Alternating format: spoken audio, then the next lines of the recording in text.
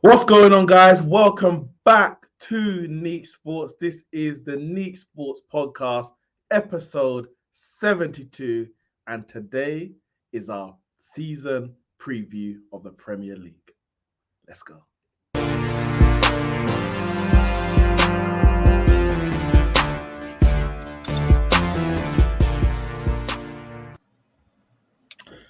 I'm here with the gang, Jay, Nat, Ramsey, Kyle. Episode 72. The last podcast we had was the season review. Today is the season preview. How's everyone's summer going? Not bad. Crap. It's Not bad. It's been a good summer. Feels good to be back. It's actually been some good weather as well, so can't complain. Yeah, the weather's definitely been good. Can't complain about that at all. But I'm sure as this episode goes on, there's going to be a lot more that we can actually complain about. But before we get into the predictions, I just want to get a feel of how everyone feels their team has done in the so far this summer in terms of business, maybe or anything like that. I'll start with Nat, Liverpool, as unfortunately the best team in this on this podcast. You get first dibs. You get first go. How's Liverpool done so far this summer? So far things are looking good. It looks good. We bought, how many signings did we make? We made 3 signings, if I remember correctly, and all 3 of them are on the younger side. Like Darwin's 23, Fabio's I think 18, 19, and the right back, I forgot his name, Calvin Ramsey. He's young as well. So like I'm glad we're recruiting young players to come in and like join the first team. So I'm happy to see that. And I'm glad my boy Darwin is proving the critics wrong, I'm still waiting for the compilations. When you say proving the critics wrong, you mean because he scored 1 goal in the Community Shield? No, not even that. Just like obviously pre-season, nobody judges pre-season, but for some reason, the Twitter bandits decided to grab this guy and drag him. So since they want to drag him during pre-season, show the game where he scored 4 goals. Like show the highlights when he's scoring in the Community Shield, getting the penalty, scoring the header that wins the game. Since you wanted to show pre-season compilations and that. So that's the only reason why I'm bringing it up. And you're happy with in terms of business, and is there any more business that you want to see done, or you think that's it, we're good enough, ready to go for the quadruple? I'm a bit annoyed we sold Minamino. I feel like get over it, mate. No, because how are we selling Minamino but we're keeping Oxlade-Chamberlain? Because nobody wants to buy Oxlade-Chamberlain. Nah, but for me, I feel like Minamino, he was a good squad player. Like he was top scorer in one of the domestic cups, I can't remember which one, and like he contributed well to the team. Well, I guess there comes a point where either you're too good to be a bench player anymore, isn't it? And he was. I've done a couple of years at Liverpool. Now I want to play first team football again, and he gets that move. I feel like. No worries. Less about Minamino. Nobody cares about that. We let Origi go, which was sad, but I knew. Again, he didn't play as much last year, even though you were in like 4 competitions right to the end. He didn't really play or contribute in the way that he had in the past. Who's this? He struggles with fitness sometimes. Origi, Oh. like sometimes, like we'll need Origi, and then he's injured, and we're like, bro, you haven't even played for 3 months. Why are you injured? Why do you have a knee injury? Like, what's wrong with you? But sounds like a certain Eric Bailly Man United have on their books. Yeah, so less about that, the better. So yeah, I get why they let him go. We let Loris Karius go finally. Like he left looking bolo. So good luck to him wherever he goes. And yeah, overall it's been decent. We got rid of like a lot of dead wood, like players that had disappeared and stuff like that. And like Mane. We signed. Oh yeah, I forgot about that. Yeah, I actually forgot about that. Like it was sad to see him go. It's like Mane.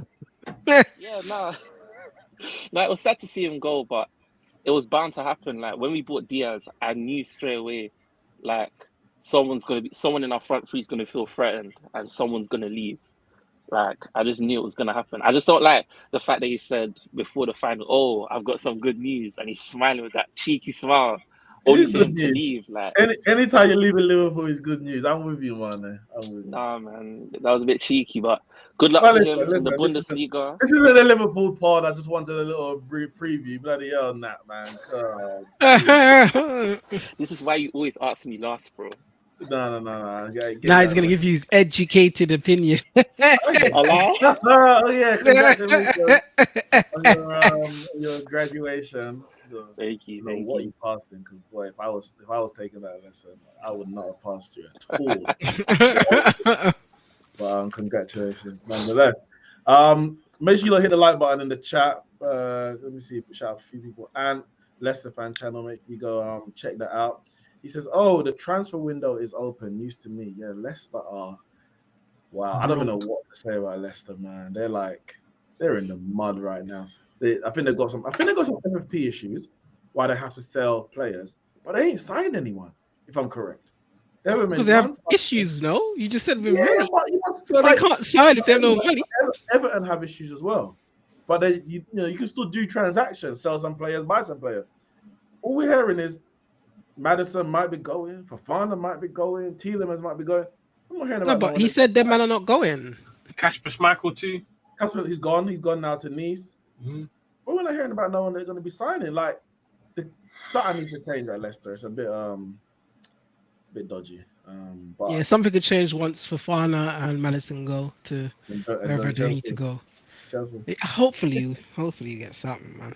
Big up Sammy. He says Carl needs to explain Trust where me. Barca getting all of this dollar. I mean, if Carl explains, it might be the last thing he ever does, because that is some crooked business behind the counter. What's going on there, mate? Do I run the club? Do I run the club? The last I heard, they sold a percentage of their TV rights to the mafia. Yeah, to the mafia for a couple hundred mil, and they also took out what I want to say 350 mil. I'm not sure, but I took out a loan. I need another lockdown in Spain. So between securing another loan and selling a percentage of their TV rights, they probably brought in about 500-600 mil. And obviously they're not going to spend 500-600 mil because they're absolutely dead broke. But it at least allows them to have some sort of transfer budget this season. But as we've clearly seen, who knows, man? But what I said was, I'm all for fair game in the sense that, yeah, if the league want to raise complaints against Man City and PSG for their dealings, they need to do the same for Barcelona. Yeah, I know it's the club that I support, but no one can explain how they signed all these players. Why haven't they come out and lodged a complaint and say, can Barcelona be investigated? But yet they're doing it for PSG, who signed, I don't even know how many players they signed this summer. Not even much. They're just, I mean, I know it's accumulative. Because it was last summer as well that I think they made a big with the big splash they made with the likes of and then they come out with the Man City one as soon as it's confirmed that Haaland's going. Is it because they're sour because he didn't go Barca? Because I know Barca wanted him. Well, this is it. And they must be. But it's like they signed one player. Remember when they tried to get Mbappe from they did the same thing. Yeah, and went Real Madrid, and then Real Madrid wanted him, and then PSG. La Liga wants their brand to be attractive because they're league, so they're like. Let Barca get That's why they're probably letting Barcelona get away with this. Exactly. Letting it seem like they can beat Chelsea, like they're in the top. Well, joke's on you. There was no Roman. They basically wanted it to be like, I'm not saying like the Premier League, but for them, over the years, their selling point was Messi versus Ronaldo. I guess now they wanted Haaland versus Mbappe as if Mbappe went to Real Madrid and Haaland went to Barcelona, then you get the next 10-15 years if they can keep them at their clubs. Now it'll be Haaland versus Mbappe, the two best players in the world. Who's the better player over the next 10 years? Who wins how many Ligas, Champions League, etc. And that was basically La Liga's selling point. El Clasico, Messi versus Ronaldo. These two winning everything. These two scoring everything. And they didn't get Mbappe. Oh, logic complete against PSG, and then they didn't get Haaland. Logic complaint against Man City. Well, did they actually lodge a complaint against Man City? I didn't even hear this one. Yeah. Oh, get out of here! Yeah, they did it. They did it as soon as they signed Haaland, and they lodged the complaint. But it's like it's one player they signed. I understand if it was like the 7th player that they signed. It's literally one player that they signed. Like, can they not have a transfer budget? Aside from that, Carl, you must be happy with that.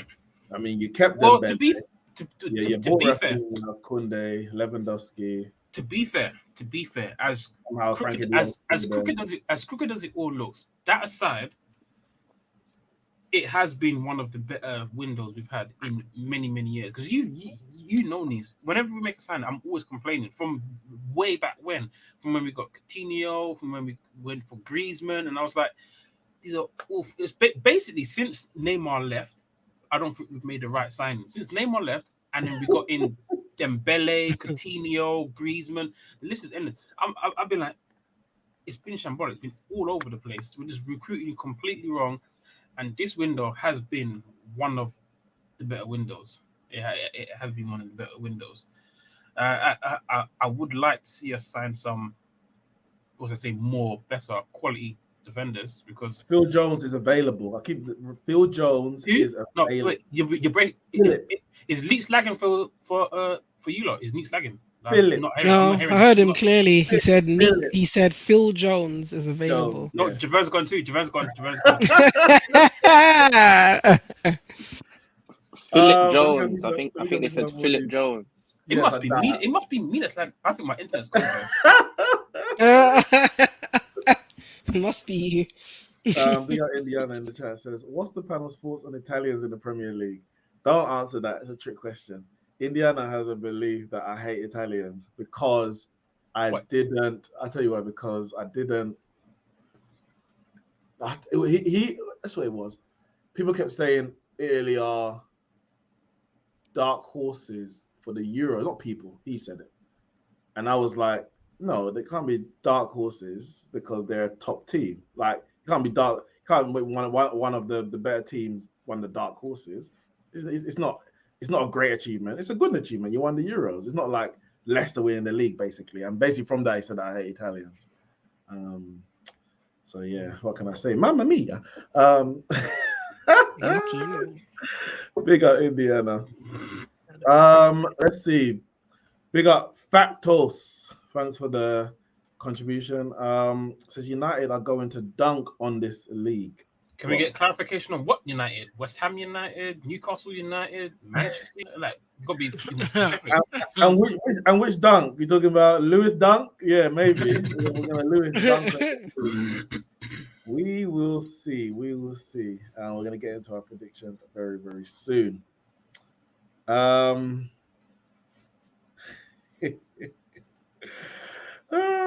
Big up Indiana. All right, listen. Oh wait, Ramsey's back. Arsenal. I mean, you lot won the transfer window, innit? You've won pre-season. You're on mute, by the way, Ramon. You're on mute. But you won pre-season.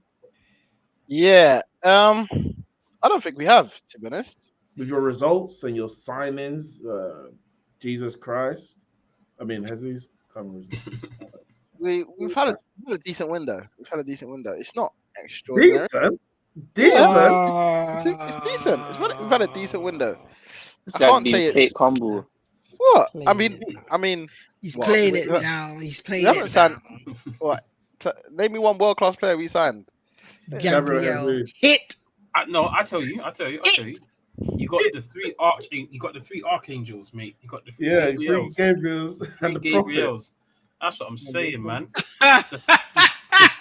This is not even the stars are aligned. The stars are super aligned for you. It cannot go wrong. Anyway, we've had a good preseason. Great made a couple, Fantastic preseason. preseason. made a couple of, Huge. made a couple of signings. I can't complain. Um, had some decent results as well. Can't complain. It's not always nice to You get were a win. 4-0 up after 19 minutes against Sevilla, who Spurs drew with. Yeah, but Sevilla ain't got no defense, innit? So all You credit, dispatched the title challenging Chelsea 4-0. Trust.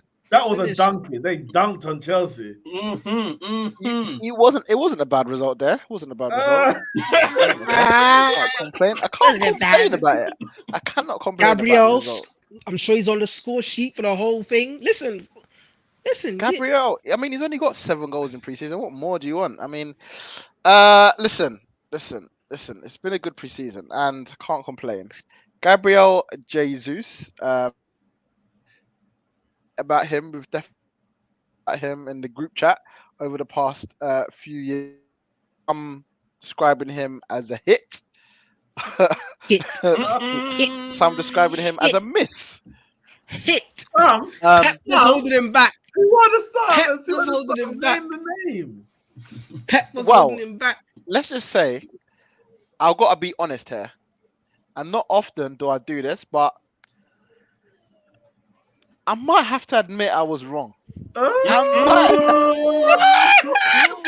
might have to admit, I might have to admit I was wrong. And this, as I Hey, said, clip this because it's not often you hear this. I heard that way too often. Way oh too my often. days. Gabriel Should go back Jesus. through the group chat. I'm gonna search hit and miss in the group chat and see how much times it was said.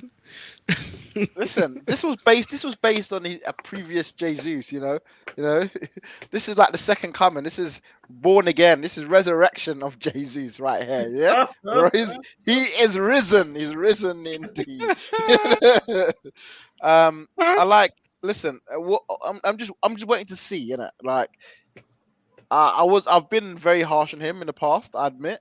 Harsh Because he or hasn't. real? You've been real. You ain't been harsh. You've been real. I've been real. Yeah, he's been a mess in previous years Easy. at Man City. He's been a mess. He misses chance after chance after chance. Not clinical enough.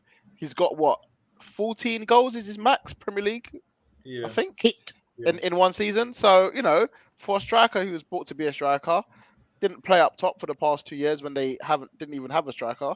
So he's been poor. He's been poor by his own standards, and I think people expected more from him. And he never, people expected him to become, at first the backup to Aguero, and then to maybe take on the mantelpiece of it, and it just didn't happen. So there's a lot of question marks about him. However, Mikel Arteta has, Sir and Mikel. I agree with the signing based on he's making us. The way he's playing football, the way he's playing, it makes sense for him to buy Jesus. If you're going to be playing a high pressing game, you need one of the best. You need a high pressing, and as described by Pep Guardiola and the Brazil manager, that he's the best pressing striker in world football. That's not me. That's not me. That's not Mikel. That's just Pep and he's national coach. When did you figure that one out? Just after you signed it? I mean, they mentioned it a year ago, but I must have been clean. I didn't hear that. But like I said, it makes sense. I think he obviously wanted to get that from Aubameyang. It kind of happened a little bit, but I think with his age, it's always gonna be difficult to get that out of a man week in, week out. But someone like Jesus, and probably Nketiah is a similar sort of striker in terms of pressing from the front and trying to nick goals here and there. It makes sense. Enough to. All right. That's enough about us. You and Nat really trying to dominate this pod. Give us a minute, man. Can we have a chance? At Dash 3, we're gonna come onto the golden boots. We're gonna have all our predictions, everything you need to know, all the important stuff. We'll be predicting very, very soon. Well, let's see. Innit? Last time Arsenal opened the Premier League with a soul-destroying defeat away at Brentford. Maybe Patrick Vieira have something for them. or maybe not. We have to wait Has and see. Arsenal ever won an opening league since when we were Yes. doing Neeks Sports? Oh, it's been a long time. I don't know when we went to Since we started doing West Neeks, Ham, since we was it started. Villa, Liverpool. I feel like the season before last, they won the opening game. Not last season, Yeah. the season before. Yeah, Yeah. they did. Yeah. Carl, they won't talk about that. They won't talk about that. They won't talk about that. No, yeah, they did. I remember It doesn't make enough clicks. It doesn't make enough clicks. It's true. No, but still, one in the last how many years? It's a bit. Yeah. Listen, to be fair, we've probably got the best run of games from the start of the season from any club. So Boy, what you're telling me? have you seen Man City's? Oh my goodness. I think ours is probably better than theirs. You reckon? Yeah. I expect to see you at the top of the table with Man City then. Apart from Wow. West Ham, Man City's next 5 after that, boy. I mean, you can't just say apart from West Ham. That's a big No, game. but I said no, but wait, yeah, it is a big game. But like, if you're talking about like Doesn't- first 6, it's a respectable first 6. So I expect you to be up Yes. there with them at the end of by the end of that run. But this is the thing. So if we don't, After you bought their if we 2 best don't- players as well, Jesus and Jorginho. well, exactly. And if we don't, then you just expect us to be where we have been, innit? Jay, Chelsea. I mean, I don't. Putin out. What do you make of Chelsea's pre-season so far? The games, the transfers, Bowley on his world It's tour. been a mess, man. It's been a mess. I don't even have nothing. I'm not even excited about anything, man. Like Barcelona sucked the life out of everything. Oh, we're getting this. Oh, he's coming. Oh, he's gone to Barca. And again, just this whole thing, like all of this, Jong hijack and Fofana. I don't even want to hear it, man. No one's coming. Everyone's getting. It's just been shocking. We're just in for defenders left, right, and center. I don't know what's going on here, man. I don't know what Tommy's got planned for this team. Yeah, the hijackers have become the hijacked. It's not nice, is it? No, it's not nice at all. It's shocking. I don't. Listen, I have no faith this season at all. Like normally, you tried to hijack Rafinha from Arsenal, and Barca hijacked the both of you, and it's been a downward spiral ever since. like, normally I'll be like, you know what? I think we'll do well, but I'll mask it. I'll be like, yeah, we still gotta do this. But this time, I ain't masking nothing. This is shambolic. This is trash. Raheem Sterling. He's a good player. Yeah, I agree. Oh, fuck me. I don't know, man. Man said he's an upgrade. Is an upgrade on your. Hold on. Okay, he's an upgrade. Okay, listen to He's your best this. forward. He's your best player going forward. Like, and it's not even hard. Like, easily. We He's miss probably finishing up front. One second. He's top 3 or 4 players in your whole squad. What, based on because he was with Pep? No, because he's a good player. Based on what? Based on what he's done at Man City, what he did at Liverpool. Oh man, I would do that at Man City too, man. Listen, I would. No. Listen. Okay, you know what? Okay. All right, we'll see. We'll see in it. We'll see how good Sterling is. We'll see. I'm telling you. We'll see how good Sterling is this season. Wait, no, Javon, honest question. Personally, I didn't want him. Man City aside, was he not England's best player at the Euros? Listen, boy. He was England. He was England's England. best player. So he didn't carry England because there's 11 people on the pitch. Yeah, he carried them all. He carried them. If it wasn't so the defense that scored, conceded about 3 goals, didn't do nothing. From the front. I don't want to hear it. Listen. We'll see how good. We will see how good this Raheem Sterling is this season. But there are more problems than that at the club. Signings not good enough. Still need a centre back. Still need a centre mid, I would say, and we still need a striker. We don't have luck with strikers. I don't know. I don't know, man. Like I said, it's like I said, it's a scattergun. It's just we're in for this, we're in for that. I appreciate it, Todd. Was it tag me? However it is you do it. I appreciate I appreciate what you've done. Like you're trying, and that's good. You're showing initiative, but fuck me, Barcelona. I don't know. I don't know. I couldn't tell you, man. Boy, I think Arsenal. If no sign, if everything stays as is, Spurs and Arsenal finish ahead of us.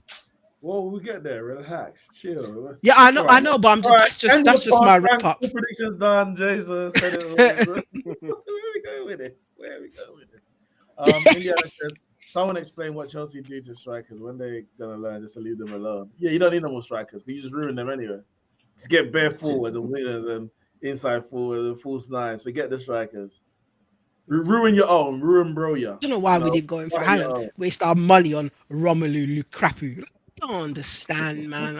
He's in charge of these transfers. You don't go back to your ex. All right, Yes. Koulibaly though. That's a good signing though. It is. I'll take that, but he's in his 39s. Like He's I don't 29 understand. years old. Listen, we've got a 37-year-old next to a 36-year-old. I can't. What is this? Oh, sorry, no, I lied. He's 31. Man said he's in his 39s. They might as well be like he is, because if you're He's 31. after you're 29, After after you're 29, you're 37 plus. Like it defends. Hey, relax, man. Relax. You're wishing my years away, man. I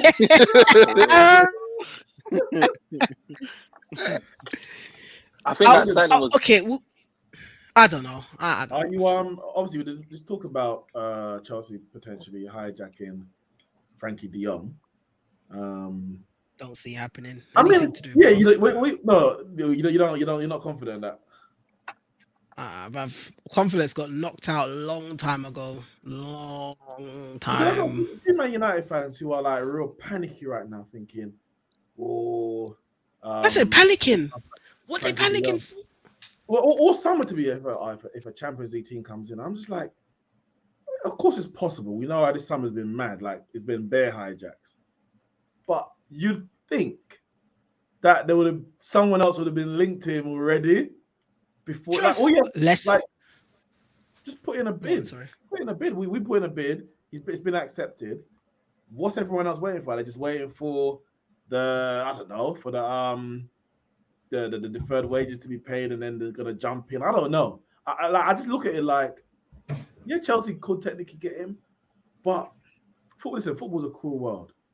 But is he really gonna do his man Ten Hag like that? Ten Hag's been chatting him up all summer, and the last minute he's gonna go home with Tuchel. Like I don't know, No, but man. this is the point that I'm trying to make. Like, why would it? This has been drawn out. Carl laid it out on what's actually happening. So he's not actually denying Manchester United. He doesn't want to leave Barca, but Barca wants to drop his pay. Like it's just a bit mad, in all honesty. And it's just like, if he hasn't been going all summer, why would he go now and go to Chelsea? Like I guess it all depends. I just can't figure it out. Especially with Barcelona. Barcelona like, oh, Chelsea's in for him. Yeah, cool. Here's your new wage, bro. You stay here. Listen, I don't know. That would be funny. That would be funny. If we do get him, Barca give him the wage that he wants or whatever. Like if he does come to Chelsea, I don't know. I think this is all just noise. But if he does come to Chelsea, then okay, it does address the midfield that I think we're. It does address the midfield that we're lacking. But I don't see it happening. Where are we getting all this money from? Frankie's going to be 80. Fofana's going to probably be 60. Then who's the other person? Where's all this money come from? I don't know. B's back pocket. All right, listen, Man United. so now we're gonna do predictions. Let's go. Our summer has been frustrating. That's what I'd say. Frustrating. I'm not even angry because it was always going to be a tough summer. You get a new new manager really comes in late. So he comes in, you know, it's not like Conte, Arteta, for example, Tuchel. They all came in mid-season, and then Sideshow Mel. you can Who's plan. Sideshow Mel? You plan all between that. Who is Sideshow Milk? I saw someone say Maybe that. he's talking about the left back. I can't pronounce his name. Maybe. Brighton thing. Well, like Sideshow Bob. What's the Mel part? It looks like Mel B. I I don't couldn't know. tell you. I don't know. Yeah, so I'm like, it's frustrating because there's obviously there's first choice targets that we've got. You know, give or take. So, for example, we wanted Timber, and we couldn't get Timber, so they went for Lisandro Martinez, who obviously was Arsenal's priority signing as first broken by David Ornstein. So we Our hijacked priority that signing was Gabriel Jesus. priority defensive signing. Priority defensive Okay. signing. Priority Okay. defensive signing. And you know, we went and got a left back who we hijacked from PSV. No, who was it? Was it Leon? I can't remember who was Trust the going on. process. Yeah, Leon. For Malasia. And then we got Ericsson. Obviously, Ericsson was, you know, was touted with potentially Spurs.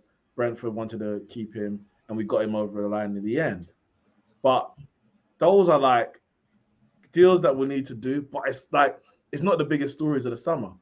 We're still talking about whether or not Ronaldo's going to be here. Like we're literally less than a week away from our Premier League season starting, and we've got players here who we don't know who we want to stay, but we don't know what's going to stay.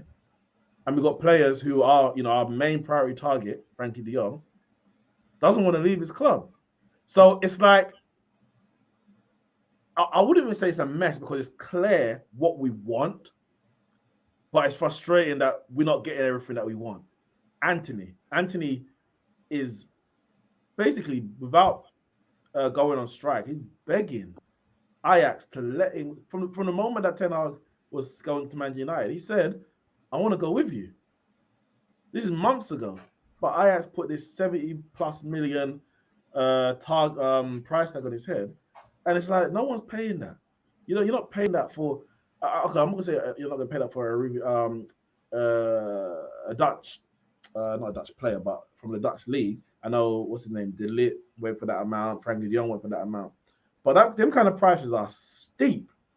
De Ligt's been sold since then. And Barca don't really, like, they want to keep Frankie, but don't really care about him in that way. They've got Pedri, they've got Gavi, they bought Kessie. They are willing to let him go.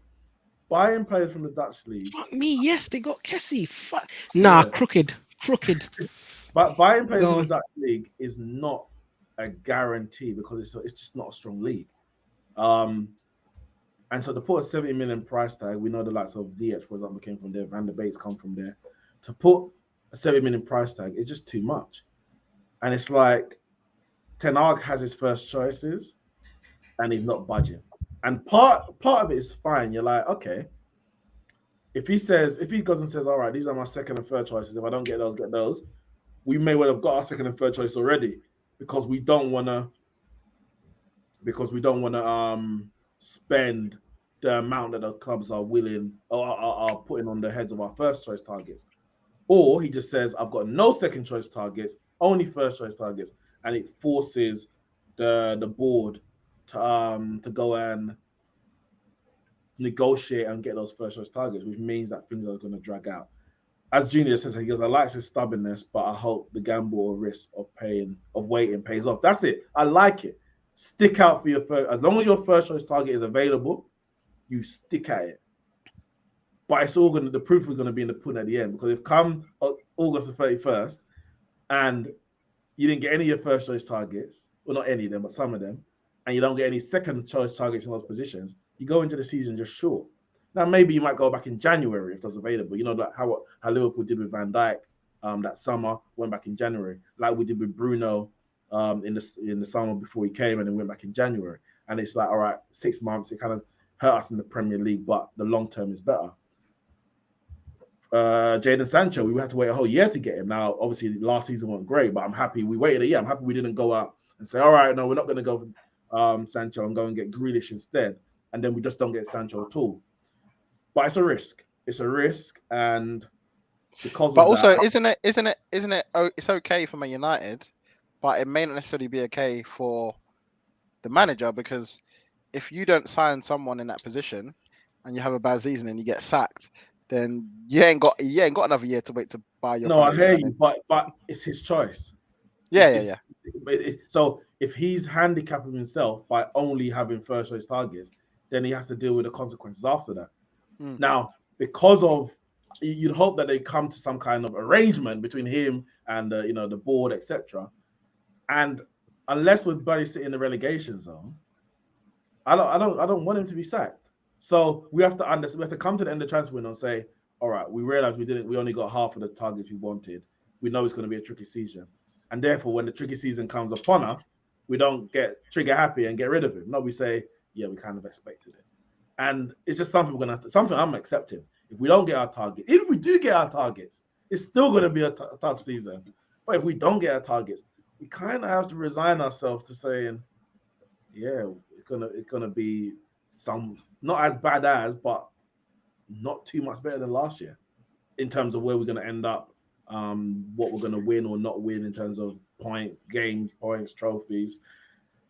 And I think we just have to resign ourselves to that. If we start getting ahead of ourselves, well, with Man United, we should be challenging for the league, regardless of who we sign. Then that's when, yeah, the job of the manager becomes difficult. So, like I said, it's been a frustrating summer. I think if we can get 2 more signings over the line, De Jong and a forward, whether that is Anthony, that would be great. Or I mean, they're talking about a Benjamin Sesko, whatever his name is, from Salzburg. I don't know much about him, but I don't know. I'm not a scout in it. I'm not a scout. Get a forward, get a midfielder, and at least I can just be comfortable to say, all right, we're moving in the right direction. Doesn't mean we're going to do anything next year, but we're moving in the right direction. So yeah, frustrating for me. Frustrating. We're still talking about United. I know. Finish. Oh my Don't god. ever mention us again all day. Shane says, Neeks, do you think De Jong is enough for us to challenge for top 4, considering how much an upgrade he is on what we currently have? Us challenging for top 4 next year has a lot to do with the teams around us more so than ourselves.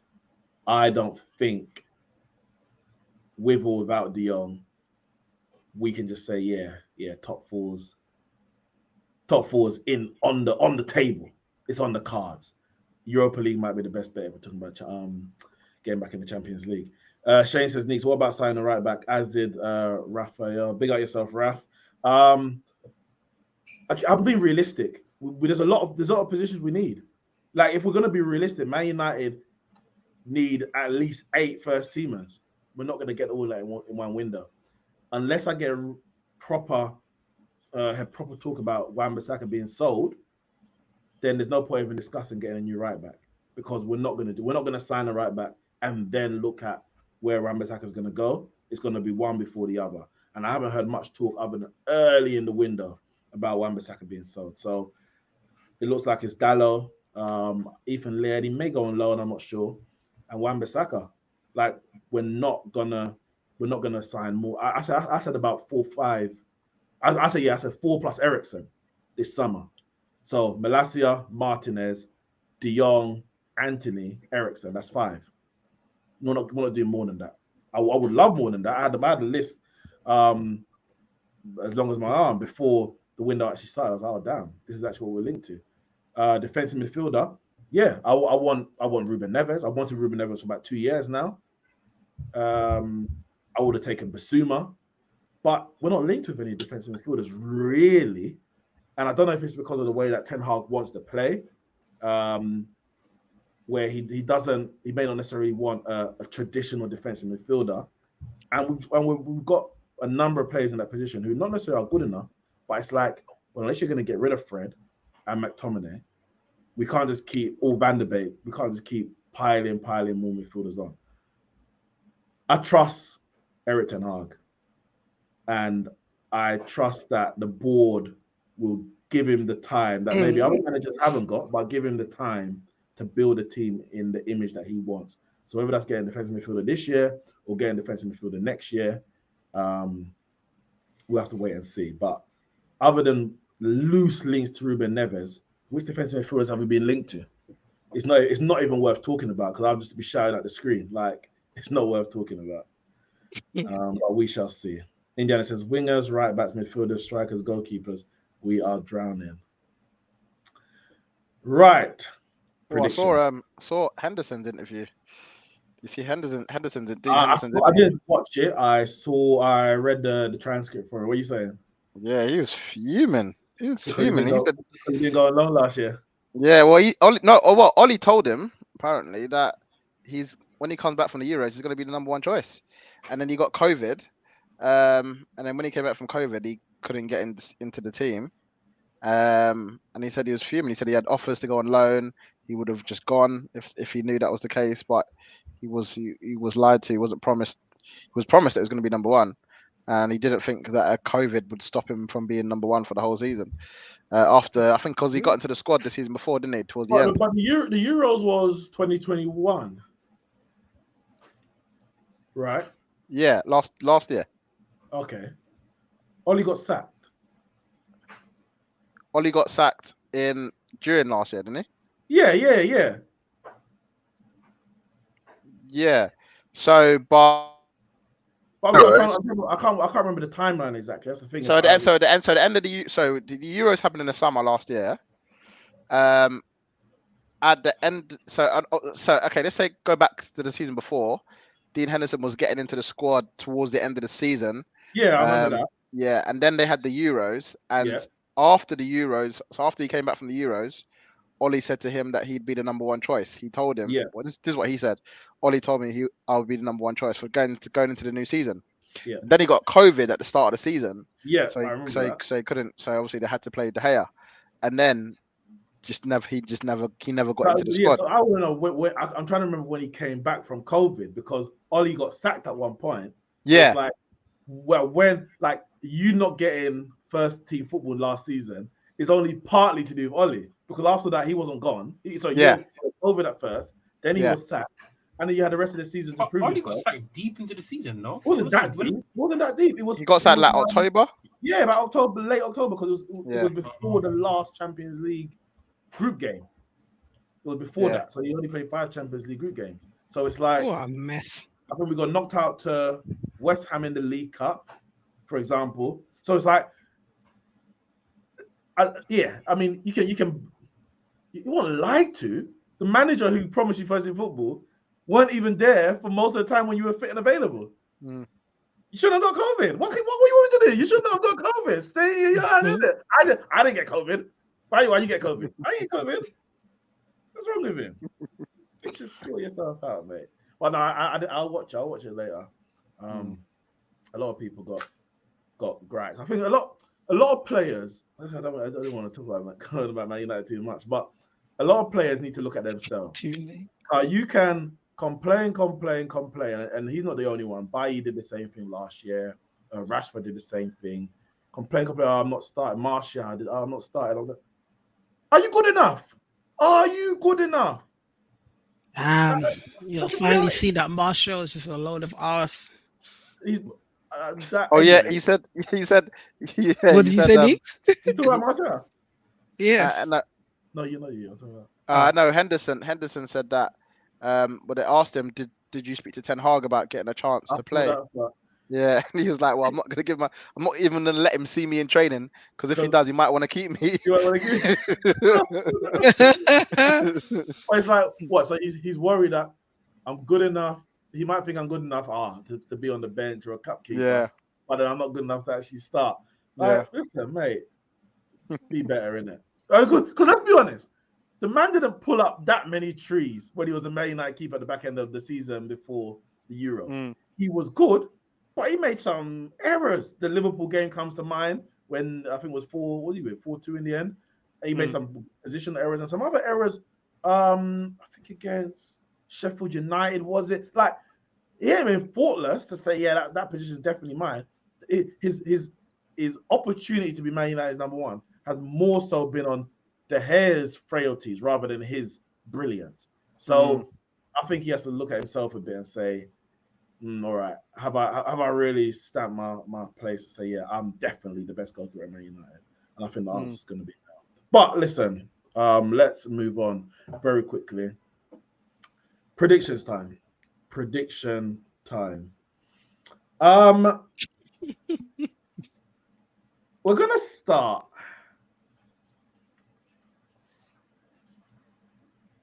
We're gonna start with 5th and 6th place. That's what I want to hear. 5th and 6th place, and we work our way up. I'll go first. Actually, I'll go first. There's actually a feeling to be fair that the league, the top 6 could be the top 6 of last Neeks, year. before you start, are we editing our predictions after the transfer window? I need to know just. I think we might have to. There's a whole month left of the transfer Yeah, window. it's longer There's now. so much that can happen that I think it's only fair that if there's significant moves that really affect, because I've got a position that I'm thinking about in terms of the league, and the transfer window is going to be a big determining factor. A big so I think it's only fair. There's so much left of the transfer window. I think it's only fair. Yeah, I feel like the top 6 could actually end up being exactly how it was last year. Not just in terms of teams, but actually the positions. The points might be different or whatever, but it could actually turn out to be exactly how it was last year. I'll start with 6, Man United. Man United finished 6th last year. I think we're finishing 6th again. Yeah, we'll hopefully we get more than 58 points, which is the worst ever points tally we've had in the Premier League season. But I don't see what we've done between last season and this season, in terms of in the summer, in terms of outgoings, ingoings, and even preseason performances, as much as how much ever that counts, to say we are going to finish above anyone who finished above us last year. I expect us to be further away from 7th than we ended up being last day of the season. We got over the line because West Ham lost to who was it? Brighton, something like that. Yeah. But yeah, I think 6th again, and we'll go into the cups later. But I'll say Man United 6th. Hopefully, play some better football and get some more points. But you signed the best bold manager in the world. They don't count for anything.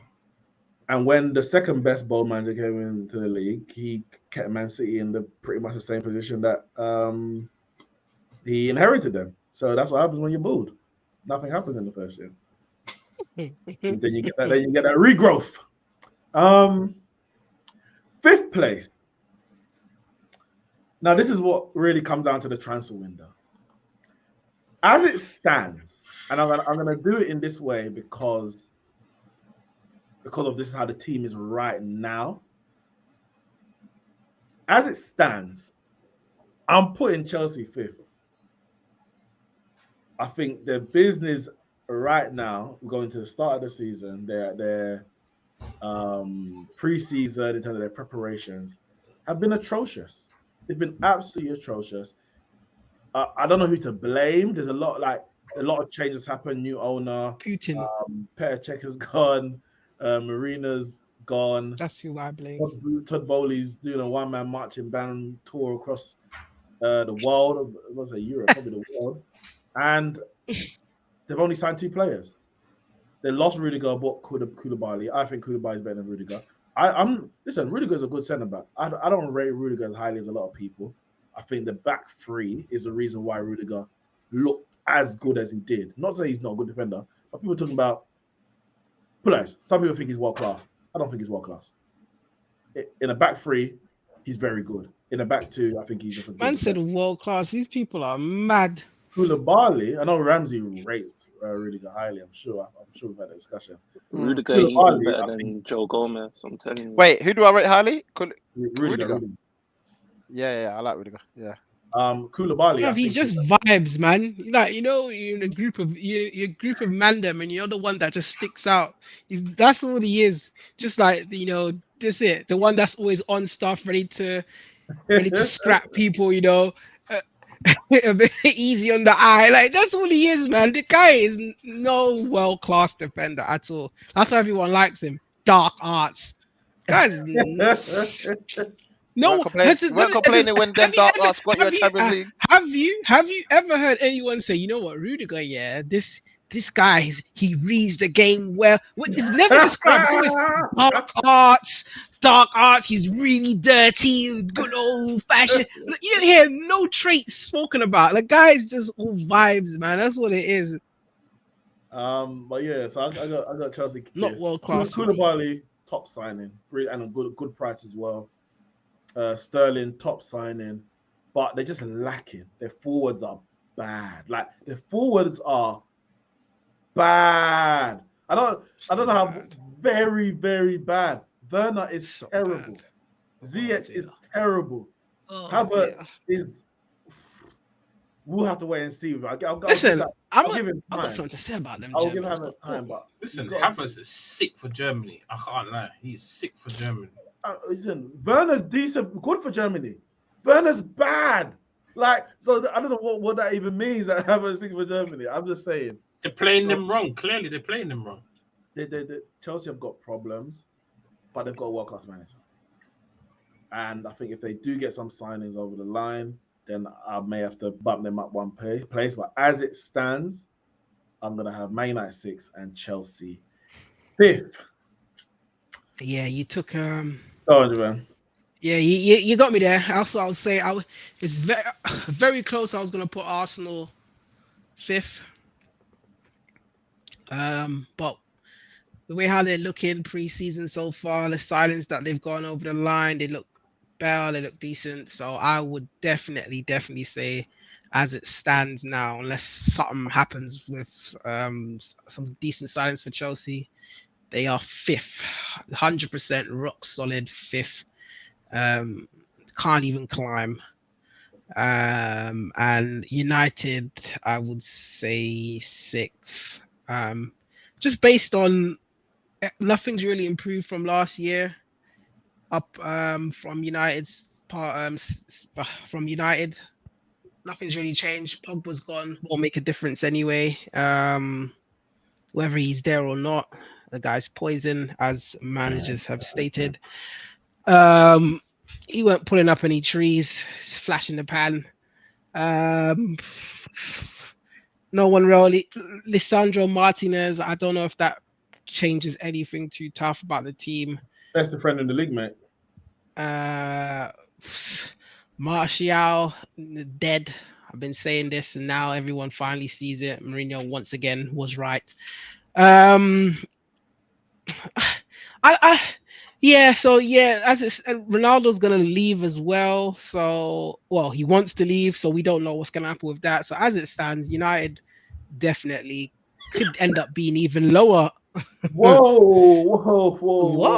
World Cup over longer period. Mate. We only predict the top 6. Don't talk anything lower than that, please. Oh, actually, no, we do. Yeah, I know we're only talking top 6, but I'm just saying it. You're gonna get relegated. It could get sticky for United, but because Leicester ain't pulling up tree, bruv, West Ham, listen, it could get sticky. United might not even finish 6th, but because we're only doing top 6, I would say United 6. I'm so close to saying West Ham, but I just can't see it. So United and Chelsea for me. United being 6, and yeah, that's it. Actually, I don't want to add anything else. I'll save that for later. Nah, 5th and 6th. West Ham and Chelsea. Oh, sorry, West Ham obviously 6th, then Chelsea 5th. So you happy with West Ham? I respect it, Nat. You happy with West Ham's business this summer? Pardon? You happy with West Ham's business this summer? And also remember, they're going to be playing European football this year. They didn't have that last year. No, they did. I lied. They did. Yeah, they did. Oh, that's probably what cost them in the end, to be honest. Because they went so bloody deep. Listen. I'm telling you, West Ham, Chelsea. I don't have to justify or anything like that. I'm just saying what I think. But it's a bloody podcast. You gotta explain your decision. Like, what the hell? brain. Give us your educated opinion, Nat. Alright, let me give you the educated opinion. When you done your dissertation and all those coursework, you don't have to source. Let me give you an educated what's your source? opinion. I feel like West Ham, like obviously they're on the rise, isn't it? Like I don't think they've plateaued yet. They're on a run. Stop. David Moyes is in his bag. You get me? Like he's getting what he wants out of players. And I don't think he would go out and just sign any and everybody. Like I can't remember who they signed. I think they signed a forward, or a midfield.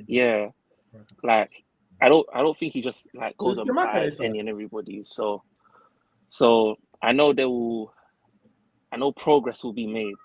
You get me? And like Chelsea, I just don't see them finishing anywhere higher or anywhere lower. Well, it's interesting because last year you had Chelsea outside because of Lukaku, but they've sold Lukaku now, so surely they should rise. No. I don't know. I'm just checking the maths. No. See, if they kept Lukaku's gone now, yeah. So now they've reset to being rubbish still because they still have Timo Werner. They still have the likes of what's this guy? You said his name a minute ago. Havertz. They still have Ziyech. They still have Pulisic. Pulisic is rubbish. Yeah, they still have those guys to do their attack. That's why I said Sterling will be their top striker. Not striker, top scorer. So I don't see them finishing any lower because they have a good manager. Their defense is decent. So and their keeper's good. So yeah, they'll be all right. Fair enough. Cho will be that it will be, but Cho instead. Listen, oh my days, there's a whole lot of deadwood Don't at worry, this club. Chelsea signed Chukwemeka. So maybe They have people like what's his name? Loftus-Cheek still on the book. It's crazy. It's crazy, man. Conor Gallagher. He's all right. Kyle. Don't worry, Mason Mount to dig them out of the grave. Don't worry, big Mason Mount them. You know what? I've just been sat and just because you know what? I knew this day was coming upon us, yet I didn't even take time to consider and think what my answers were going to be. And I'm sat here and I'm thinking, you know what? Some teams have had a good transfer window so far, and the others, not so much. But also, I was trying to visualize kind of what happened last season. Like, I'm trying to get as many correct answers as possible. Obviously, I know it's going to be very hard. Anything can happen in this football. But West Ham were in Europa League football last year. They were playing Europa League. This year is conference. This year is Conference League. So, wait, it is Conference League, right, Ramon? They're in this year. West Ham. Yeah. So they're in Conference League. So, and the quality of the Conference League is really Did they miss bad. out by 1 point? So the quality of the Conference League is really poor. Obviously, we saw with Mourinho winning it last year with Roma. They won the Conference League, and the quality of the teams that you're playing really start to pick up. I'd say probably around the quarterfinal, maybe even the semi-final. But bar that, the actual quality and the standard of the Conference League is really poor. So West Ham being able to push 6th place basically all the way to the end of the season, playing in Europa League football, and not just playing in Europa League and getting knocked out in the last 32 or the last 16, but making it into the quarters that they made into the quarters. They actually made a decent way into the competition, being a lot tougher than Conference League. I think they'd be able to rest more, field less first team players in the Conference League and still be competitive, allowing them to be more competitive in the Premier League. So, like, for my 6th place, I'm sat here and I'm really contemplating realistically, it's between Man United, West Ham, and funny enough, I just have this erring feeling about Newcastle. Newcastle ended the season very, very well last year. I think from January to the end of the season, completely forgot about them. You know, when their form from January to the end of the season, their form was in the top 4. Yeah. Yeah, points return. They were a top 4 team from January to the end of the season, and obviously they've made more signings. They're Well, still have trying. they? Have they? That's the thing. Have they really made? They have not made the signings that I thought they would have made. I can't remember. Who they Yes, have. yeah. So far they haven't, but that's what I'm They saying. didn't. Like my decision may well change, but at the moment they're still like they're trying to sign Madison. What they launched just a recent 40+ million bid for Yeah. Madison from Leicester. They're still trying to make some big signings, and I think if they get them and continuing on from the form that they had last year, and obviously now they got Trippier back fully fit because obviously he got injured towards the end of the season. When he came in, he was just on fire. He was playing really well. Just the players that they got, the players that they're trying to get, and just the way they ended last season. I think that there's there's some strong teams, and I think that they're going to be wanting to spend money, and I think them, West Ham, and obviously them not being in any European football, basically just every weekend, week in, week out playing in the league. Again, Newcastle can be very, very, very solid. So it's a tough decision because I just look at the Man United team and it's just like you can't. I said, Man knocked off his whole camera with the pain. I knocked it off with the pain. I'll put it back on. With the pain. I knocked it off with the pain, but I said this last year, I said this the year before, but you can't go into the season with McFred, and yet here we are again going into the start of the Premier League season with McFred. I can't. We got Donny van der Ven. No, the guy that wasn't good enough, so he sent him out on loan to Everton, who nearly got relegated, and he still couldn't even get off the bench. I can't take the team seriously. I can't take them seriously. I can't take them seriously. And me putting them sixth is a somewhat disrespect to West Ham. Like I'm looking at it and I'm like, I'm not putting enough respect on West Ham's name. But in the same breath, it's like, it's Manchester United. How far can they fall? How far can they fall? Like, I'm gonna give Man United 6, and I'm only giving them 6 because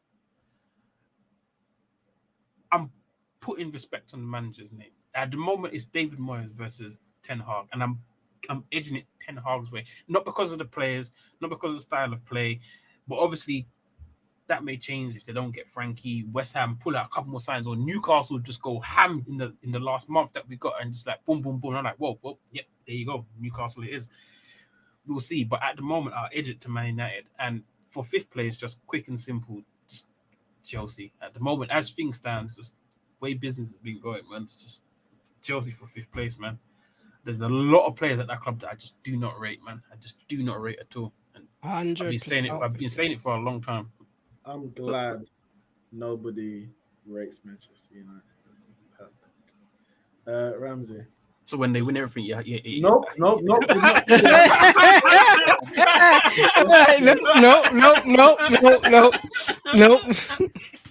Ramsey. Chelsea's exactly that, Carl. Exactly that. I think I think it's gonna be tough this year. I think there's gonna be some. It's weird because obviously last year everyone was talking up Leicester. Leicester's gonna finish above Arsenal. Leicester's gonna finish top 4, maybe sneak into top 4. Now no one can mention Leicester anymore. They're gone again, back to the top 6, and maybe 1 or 2 might sneak in here and there. But I think if I'm trying to do what Carl. I'm trying to nail this top 6 this year. I'm trying to nail it. Every single one. I'm trying to nail every single That's what one. I'm saying, Ramon. So every got to be considered, isn't it? have to be, man. Have to be. So I think I'm gonna go with. I think I'm gonna have to go with Man United in 6th place. I think the former Premier League title challengers 2021, 2022 throughout August, or 2020, 2021, should I say, failed to deliver as we were falsely promised. So ended up finishing, and I'm a bit wary about that 6th place finish last year. David Moyes and them, man. losing it on the last day of the season. Sir Alex Ferguson giving him the bag or something to mess that up because Yeah, that sound dodgy to me. That West Ham okay. gets strong all year. He owes us for the season that he gave us when he was a Man United manager. Something went on there. You should be playing Europa League Conference this year, but anyway, as it stands, snuck into Europa. And I think next year will be you'll be better, and it may be a fifth place finish. I don't see a top four yet, but still early days. So I'm going to go with Man United in sixth place. Now fifth place I think is the tough one. I'm struggling with this fifth place one. I'm gonna make a decision now, but I feel like it's gonna be Arsenal in fifth place. Oh, here we go. Nah, Here we nah. go. I told you I'm trying to nail this to the T. Here we No go. bias. No, I'm not trying to overhype anyone. So you're saying You're as it underhyping them. You're underhyping. But what you're saying, Ramon, what you're saying, Yeah. is because Mhm. as it stands, that means if Chelsea makes signings, you're like, well, I'm nailed on now. Arsenal going to finish fifth. So what can Arsenal do to finish higher? In your mind?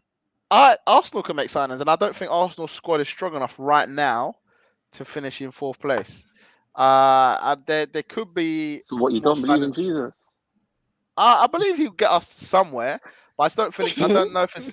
And obviously, this year we've got Europa League, and I don't think our squad is going to be able to handle Thursday and Sunday and still be able to get into the top four at the moment. But as I said, there's still Your the Smith season. Rose are playing in that league. Don't worry about that. Just Well, Nketiah. well, we'll see in it. We'll see, but it's all right for them to play in it. But they're all gonna travel. They're all gonna come back late or whatever, and then we've seen it happen time and time again. It's not going to be easy. So I think that's probably more the reason rather than the signings itself. But listen, other clubs have strengthened as well. Chelsea have gone out and signed Raheem Sterling and Koulibaly. That smashes our transfer window out the window. They've had a better. Them two alone are better than any of the signings that we've made. So you can arguably say that they've had a better window than us so far, despite the fact that they've obviously lost players as well. But they didn't want Lukaku. Rudiger going means that they're replaced with Koulibaly, and even though I rate Rudiger, I still think Koulibaly's better. So I think they've upgraded him. You can argue they've upgraded Lukaku with Raheem, based on what his I would have upgraded Lukaku at this rate, man. The guys. Yeah, but arguably you're improving the squad, and I think with Christensen leaving, who I didn't think was that great anyway, I thought he was okay. There's an option there to bring in someone else. And listen, Chelsea's transfer business are not finished either. So I think there is always a chance Arsenal could finish in top one. I think it will be close, but as it stands at the moment, I'm not 100% sure we've got the squad to finish in the top four. So I'm gonna go Arsenal fifth for now, and we'll wait to see what business Arsenal can get done in the last 4 weeks of the transfer window. Obviously, I'm hoping to finish in the top four. I would like to finish in the top four, of course. I'd love it. But also, I don't necessarily think it will be necessarily the worst of things, but we'll maybe get onto that a bit later on. But yeah, that's what I'm going with. Arsenal finishing fifth place. Neeks, What you say? Before you move in, I made a mistake. I was meant to put Chelsea fifth.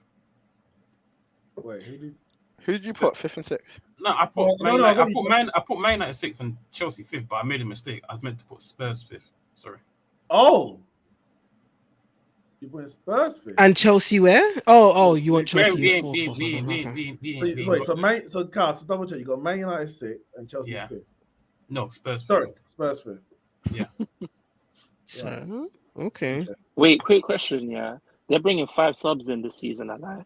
Yeah. Oh, snap. Okay, cool. Quick question, quick interjection while you're changing that, Neeks. Can we start saying that this whole in Europe thing is can we start saying that's an excuse now because Liverpool went to the end? Or stop saying.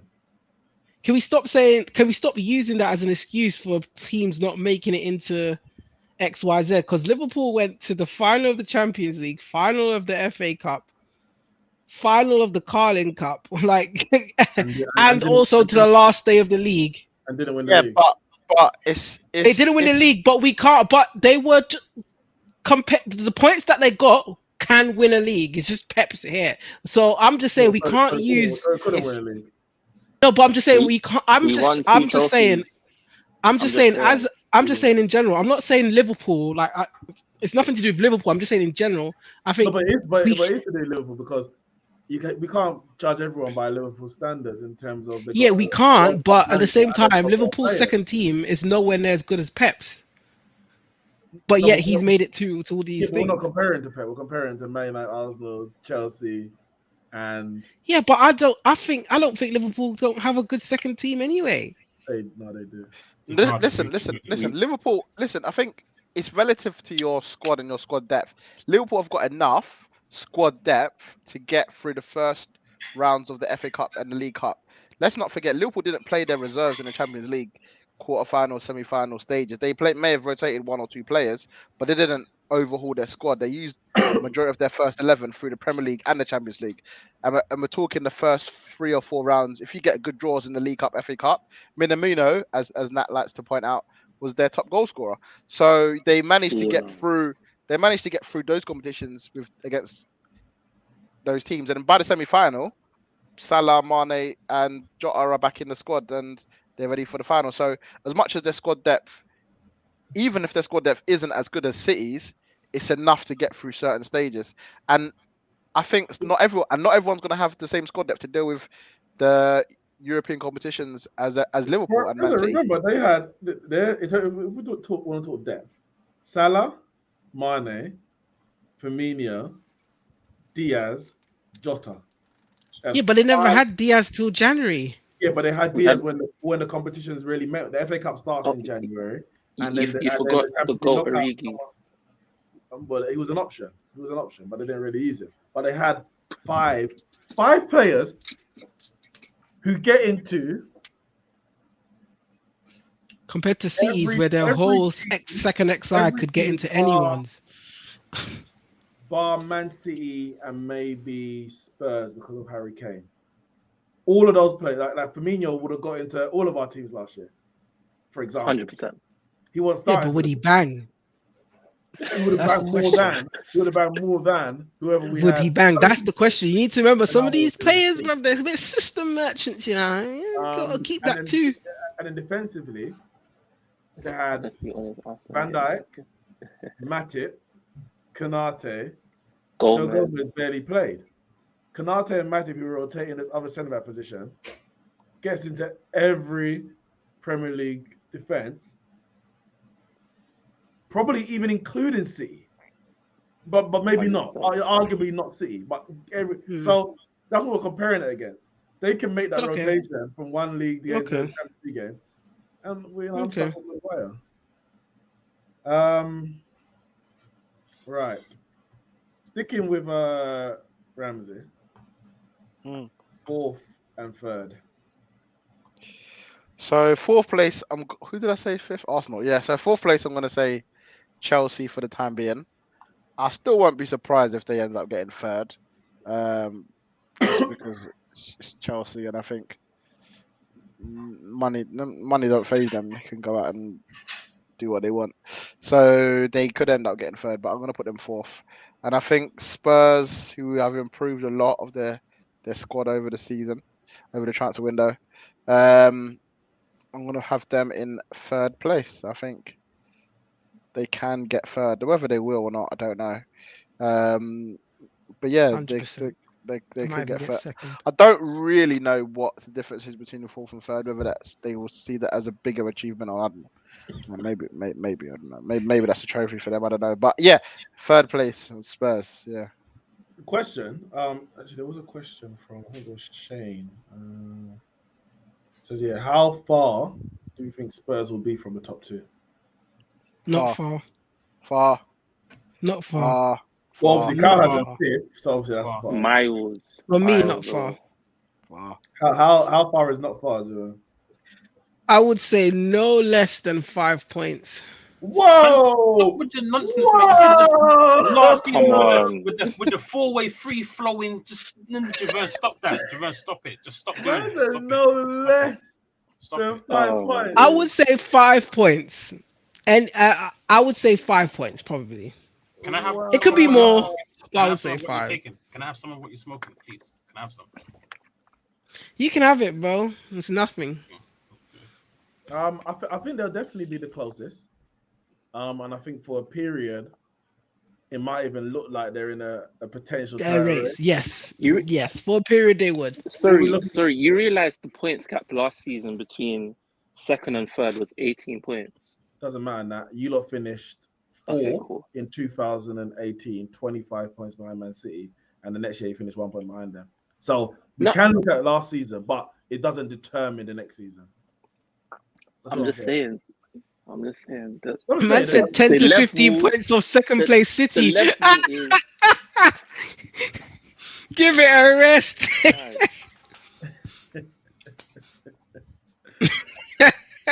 seeing if they're around 10 to 15 points, maybe that's a little. Listen, the winners are gonna be 90s.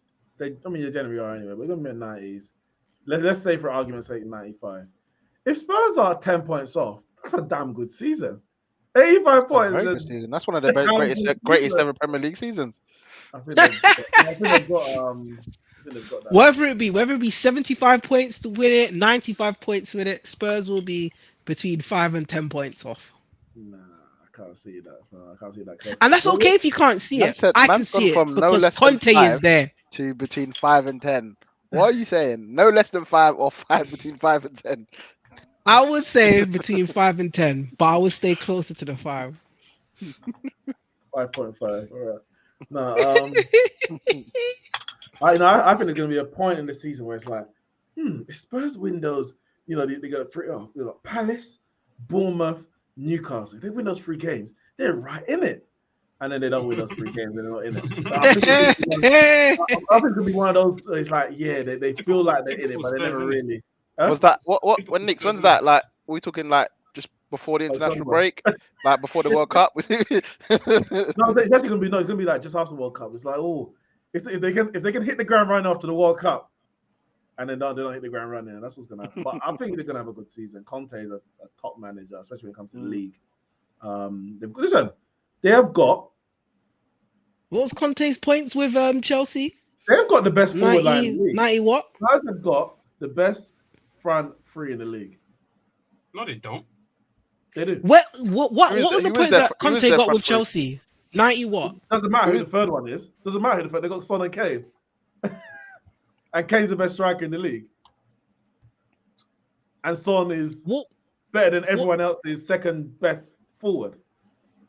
But you can only name 2 out of the 3, so they only have the best front 2. But they're going to play with a third one. But those 2 are that good. Because who are the other? All right, look at City, Haaland, and who's the other 2? They're not as good as Son. They don't have an other 2. They just rotates, isn't it? Yeah, but the thing is, not as good as Son. Yeah, but the thing is that sometimes the other third striker could bring that team down so much that it balances out. I hear you, but who is the second choice for those players? They're not even as good as Son. So, Kevin De Bruyne and Mahrez. But they're not in the front, so De Bruyne's not in the front 3. Okay, Mahrez, cool. Mahrez ain't better than Son. Very good player, top player. Ain't better than Son. Who else plays for Man City? Grealish ain't better than Foden. Foden, top player. Ain't better than Son. Forgot about them guys. Liverpool, obviously, yeah. Salah. You could say Salah is better than Kane. You could. I personally wouldn't, but you could say Salah's better than Kane. Some people might say Haaland's better than Kane. I wouldn't again, but then who's the second choice? Nunes ain't better than Son. Diaz ain't better than Son. Firmino, Jota's not better than Son. So they have the best forward line in the league. They've got a great manager, especially when it comes to the league. On the trajectory, we're talking, like, for example, you mentioned Newcastle last year. The trajectory that Spurs went on after Conte came in, you extrapolate that over a season based on his history. This is what I'm saying.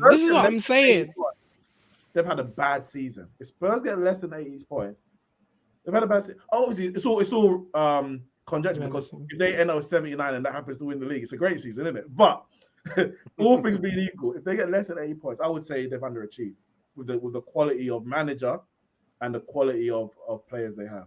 That's just me personally. So I've got Spurs in second. Oh, second, third. Whoa. Okay.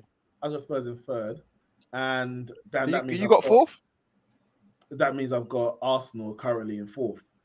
Now again, as I That's said, the same for me. when I mentioned Chelsea, that could change depending on Chelsea's transfer window. But as it stands, Arsenal are ready for the season.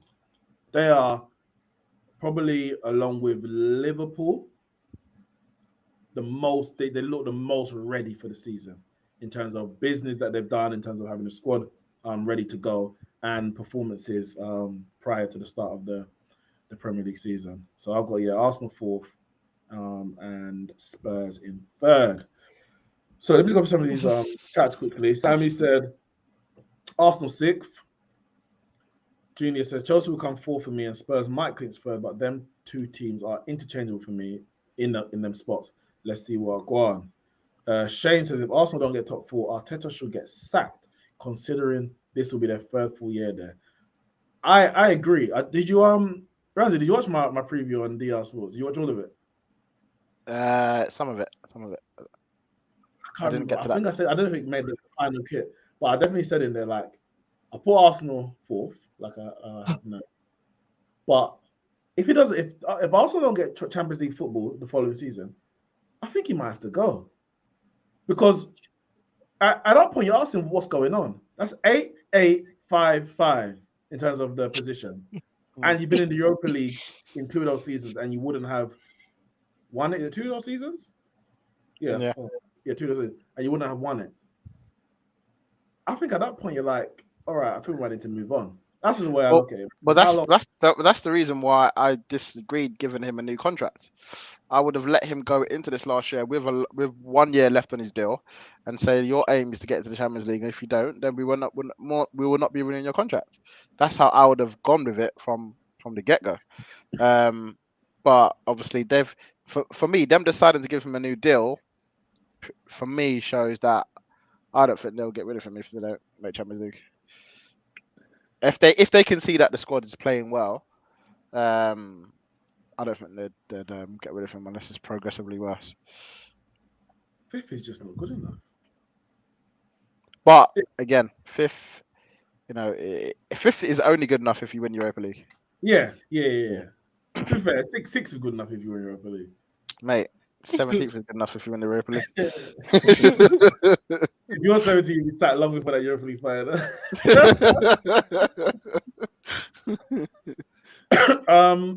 Nat. Third and third and fourth. Obviously, you didn't have Man Arsenal. United before 6, so I'm expecting to hear Man United's name coming up very soon.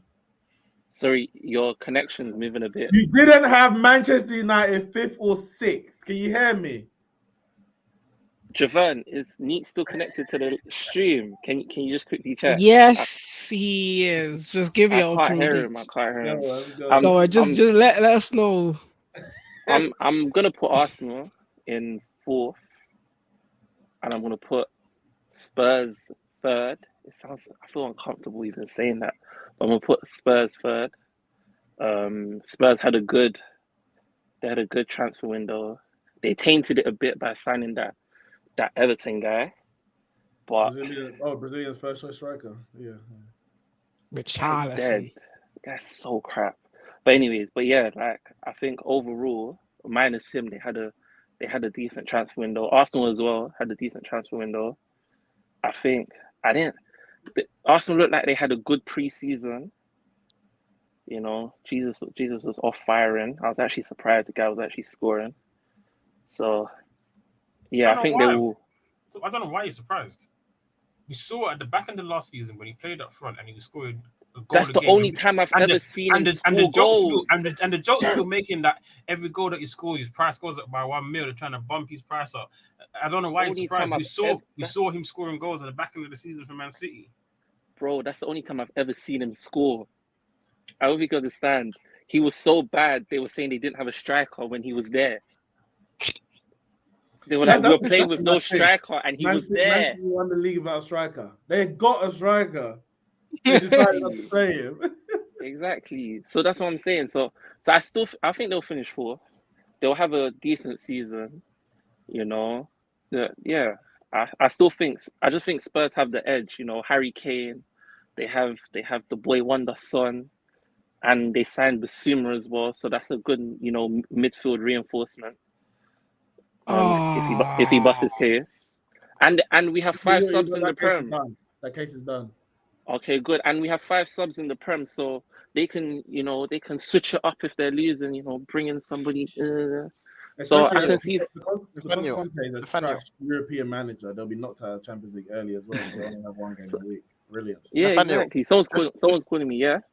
Just to clarify, Gabriel Jesus has got 5 goals and 8 assists in 12 appearances against Liverpool. Carry on. Just in case you didn't see, you say you didn't see him. I'm just saying, if you watch Liverpool's games in the past 4 years, he's got 5 goals and 3 assists against you. So, how many goals and assists does he have against Arsenal? I'm just saying, you must have. Probably more. Probably more. Okay, probably cool. Cool. So he's very familiar with your goalkeepers. All right, cool. No, I'm just saying. You said you ain't seen him. I'm just saying you ain't seen him. I'm just saying, he's been about. Ramon. I'm just saying. Carry on. Before he signed for you lot. Ramon, I'm just saying. Nah, I'm just saying. The guy was crap. I'm saying your point. You ain't seen him. I'm saying, he's been about. You know he's crap. Listen, all I know was everyone was saying miss. Now all I'm hearing is hit. I'm sure if I go in the group chat now, I'll find Ramon. Listen, all I'm saying, you said you ain't seen him, didn't you? Seen him. All of a sudden, Ramon knows his stats, how much goals and assists he scored, and all the time he was a hit, he was a miss. I don't know what's going on there. I think. But yeah, now he scored this and that against City. This is hilarious. Disgrace. That's cool. Absolutely. They will have those teams will have a good season, I think, overall. So yeah, I think what pushes it for me for Spurs to be third is Conte. Yeah, the guy's brilliant. Basuma will be a rock solid midfielder for him. You want Conte back? I didn't even want him gone. But it is what it is. Basuma, I forgot that Spurs signed him. If Conte gets what Conte does out of him in midfield, oh my gosh, with Kane, Son, God, even Richarlison, Kulevetsky's even looking. Yeah, I expect them to be right up there. Yeah, I don't know. Circa 95 points, give or take. Listen, oh boy, I can't even say them things there, because I don't know. I can't say it because obviously I'm thinking of it as like, oh, you know what, Spurs are Spurs, they'll be Spursy. And one week Conte will say this is the best team in the world, and the week after he will say, I want to be out of this place. So it's like, but this was before he got his signings, and now he's got his signings. So I don't know. And we've all seen what a difference 1 or 2 signings can make. Like Chelsea changed to his back 3, like David Luiz. Like, let's be honest.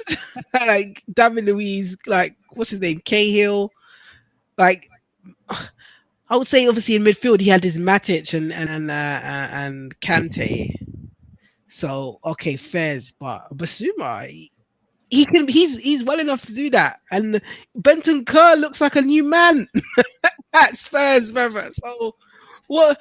I don't know. Yes, even that he made Victor Moses look sick on the right wing back. That was your guy, isn't it? Vicky M. Nah, he wasn't my guy, but he made him look sick on the right wing back. So imagine how he can make, not that Richarlison's going to play right wing back, but imagine what he can do with Richarlison. Like, listen, all I'm saying is I wouldn't be surprised if Spurs are right up there for a long time. I can't say for the whole time, but I'm going to say for a long time because Liverpool and City are just on the next level. They on next levels, man. They are right. So you got Spurs Spurs third, Arsenal fourth. So Arsenal. It could easily be Arsenal third, but Whoa, Conte.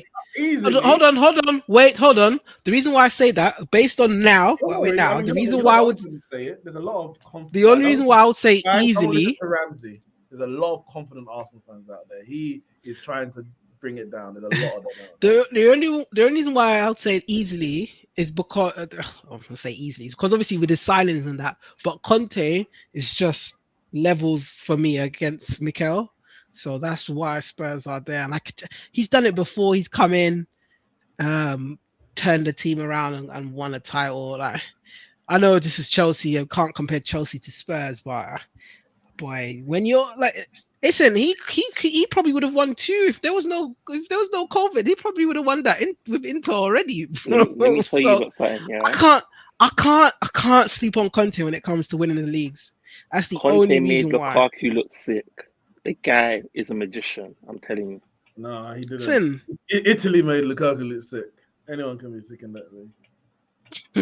so I can't.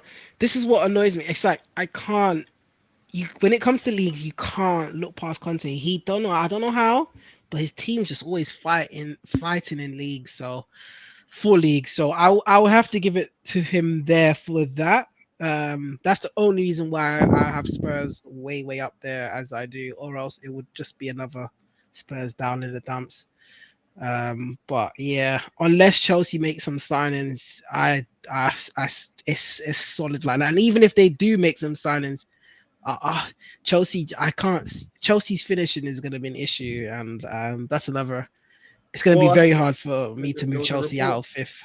There's a report that came out today. I mean, saying that Memphis Depay is looking to leave Barca, and I think basically if a club comes in for him, he will ask them to basically cancel his contract so he can leave on a free, so to speak, and not. Fuck And Memphis, bruv. I think he's The guy I think already it's failed in the Prem. We don't need another one. away the 20 million The value answer is or no. something like that. I think he'll be good for you lot.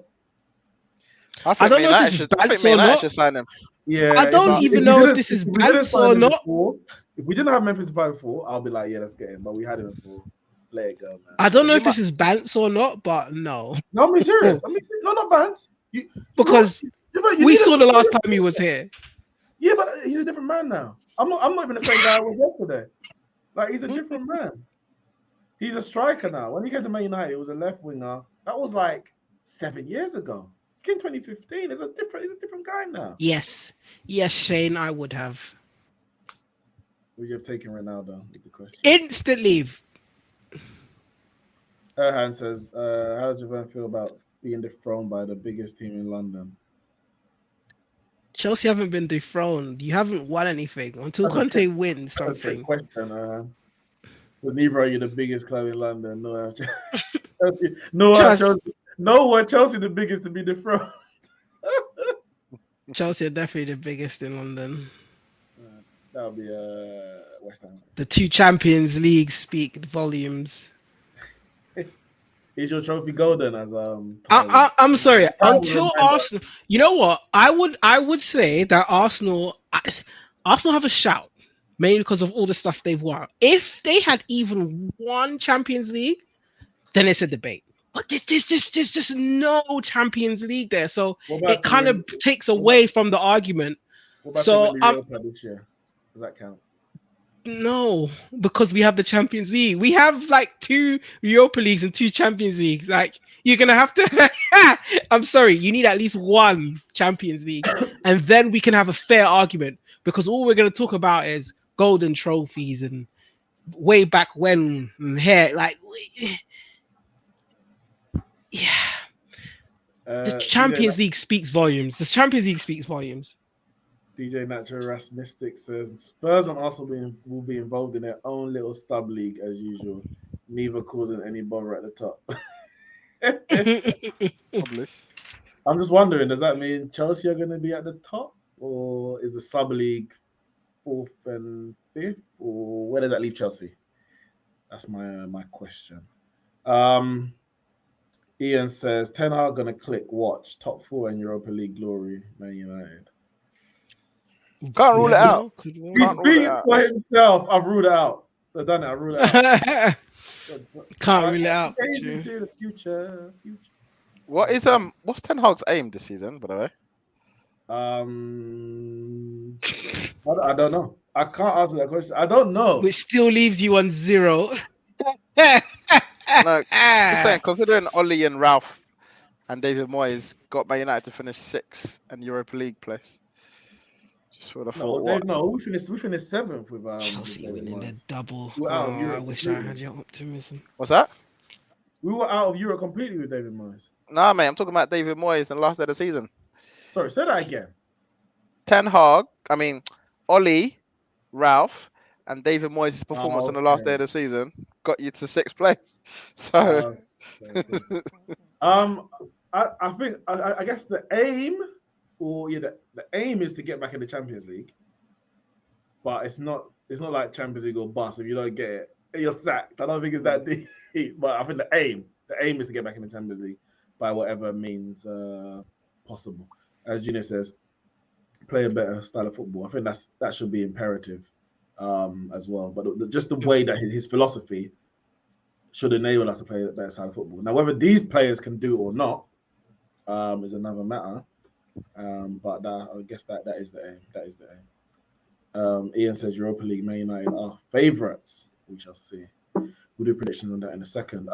Kyle, so everyone had Spurs 3rd. You got them 5th. So what's your 3rd and 4th?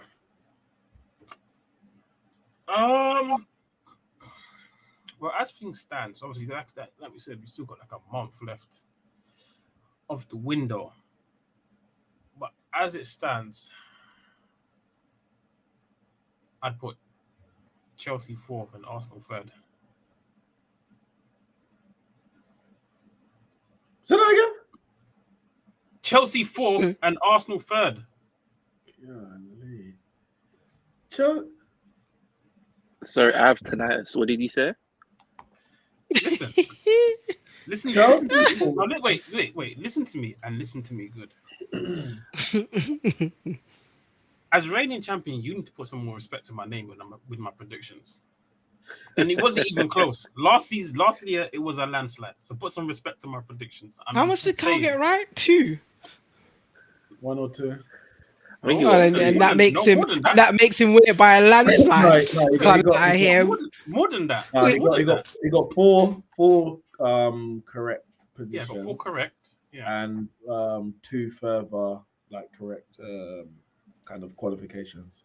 When did we do that podcast? If we did that podcast on a Tuesday, if we did that, let's say we did it on a Tuesday. If we did it on a Wednesday, he would have gotten none of those right. It's just the luck of the draw. I can just pull out the air, Man United, and then they can win. It's just a luck of you just got lucky on the day, man. What has the day got to do with it? I'm so confused. The day has a lot to do with it. Just on that day, you got it right. Because on another day, you can get it wrong. He's learning his excuses from Klopp, man. I know. But no. I'm going to go. No, hear me. Because you know what it is? I'm looking at it, manager aside, right? Spurs are Spurs. Spurs are Spursy.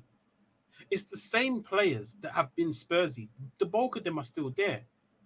But the whole time we've been talking about Spurs and seeing Spurs making it to their first ever Champions League final and fluffing it and supposed to be Premier League title contenders when Leicester won the league and Spurs and Arsenal were up. They're the ones that should have been winning the league that year. And Spurs are Spurs, isn't it? It's the same Son that's there. It's the same Kane, Eric Dier, and all these. There's so many guys that are still there. Yes, they have made some key and some important signings, but these men are still there. And looking at it, and I was watching their pre-season. All jokes aside, they're still playing the same style of football. The same thing that happened last season is the same thing that's going to happen this season. It's exactly what Neeks said. It's going to be a case of, we said it last year.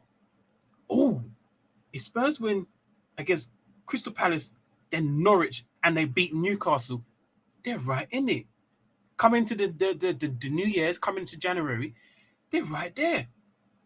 They had what at one point because of COVID and whatnot. They had like Spurs was one of the teams that had the most games in hand in it. They had quite a few games in hand, and we were like, "What? Spurs win those games in hand, and then they can beat Southampton or whatever."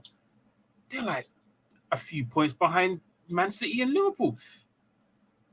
We've been there before, and look how far they end up behind, and look where they finished last season, not in the top 4. It's gonna happen again. It's just what Spurs do. Yeah, the first 15 games they might be in the top 3, and people might be talking about Spurs could challenge. They have the potential. They need to kick on and find a second gear. But then at one point they will turn Spursy and they will end up and they will fall outside the top 4. It's just what Spurs do, and they don't bring me no confidence. And a big part of it comes from the fact that Kane is yet to have a full season injury free. There comes a point where he's guaranteed. Last season he wasn't injured at all. He just didn't want to be there. Was he not? He didn't want to be there for the first half of the season. Fair enough. But usually he has an injury that keeps him out for at least 4 weeks minimum. 4 weeks minimum. Was that the same with Aguero? What's that? Suarez. No, I'm saying not every player always gets a full season. No. I know, but I'm saying when Spurs don't have Kane, they're a different team. Like even if Son is firing, Kane is their part playmaker. Like without Kane is a massive loss for Spurs. Like I think they are still in the market for a creator because obviously a lot of that burden. A lot of it falls on Kane. And if Kane gets his rudimentary 4 to 6 or maybe even 8 weeks injury at some point of the season, Spurs will struggle a lot. Like who are they going to look towards creatively? Like they will struggle, and I think Spurs will come stuck at some point in the season. And just because of that, I just don't think they'll make top 4. 5th place they will come close. I think they will come close in 5th place. Like it will be very close. And I'm not putting Arsenal 3rd. Like people can get a bit like sidetracked with the picking of the positions. I'm not saying Arsenal's going to finish 3rd, but they're like 15 points ahead of Spurs in 5th place. No, I think it will be genuinely a close fight, like it has been the last couple of years for the top 4. There's usually a 2, maybe even 3 teams fighting over the last couple of places, coming down to the wire, and it will be the same. I don't think there's much to choose from between Chelsea, Arsenal, and Spurs at the moment. But I just think at the moment Arsenal finish 3rd and Chelsea finish 4th. But that may change. Like if Chelsea go on to get, like he said, speculation of them getting Jong, if they get Memphis Depay, if they go out and get whoever whatnot, like there's much left to see in the transfer window. But just as things stands with the teams that are right before me, I think Chelsea will finish 4th and Arsenal will finish 3rd. Sticking with you, Kyle. The title.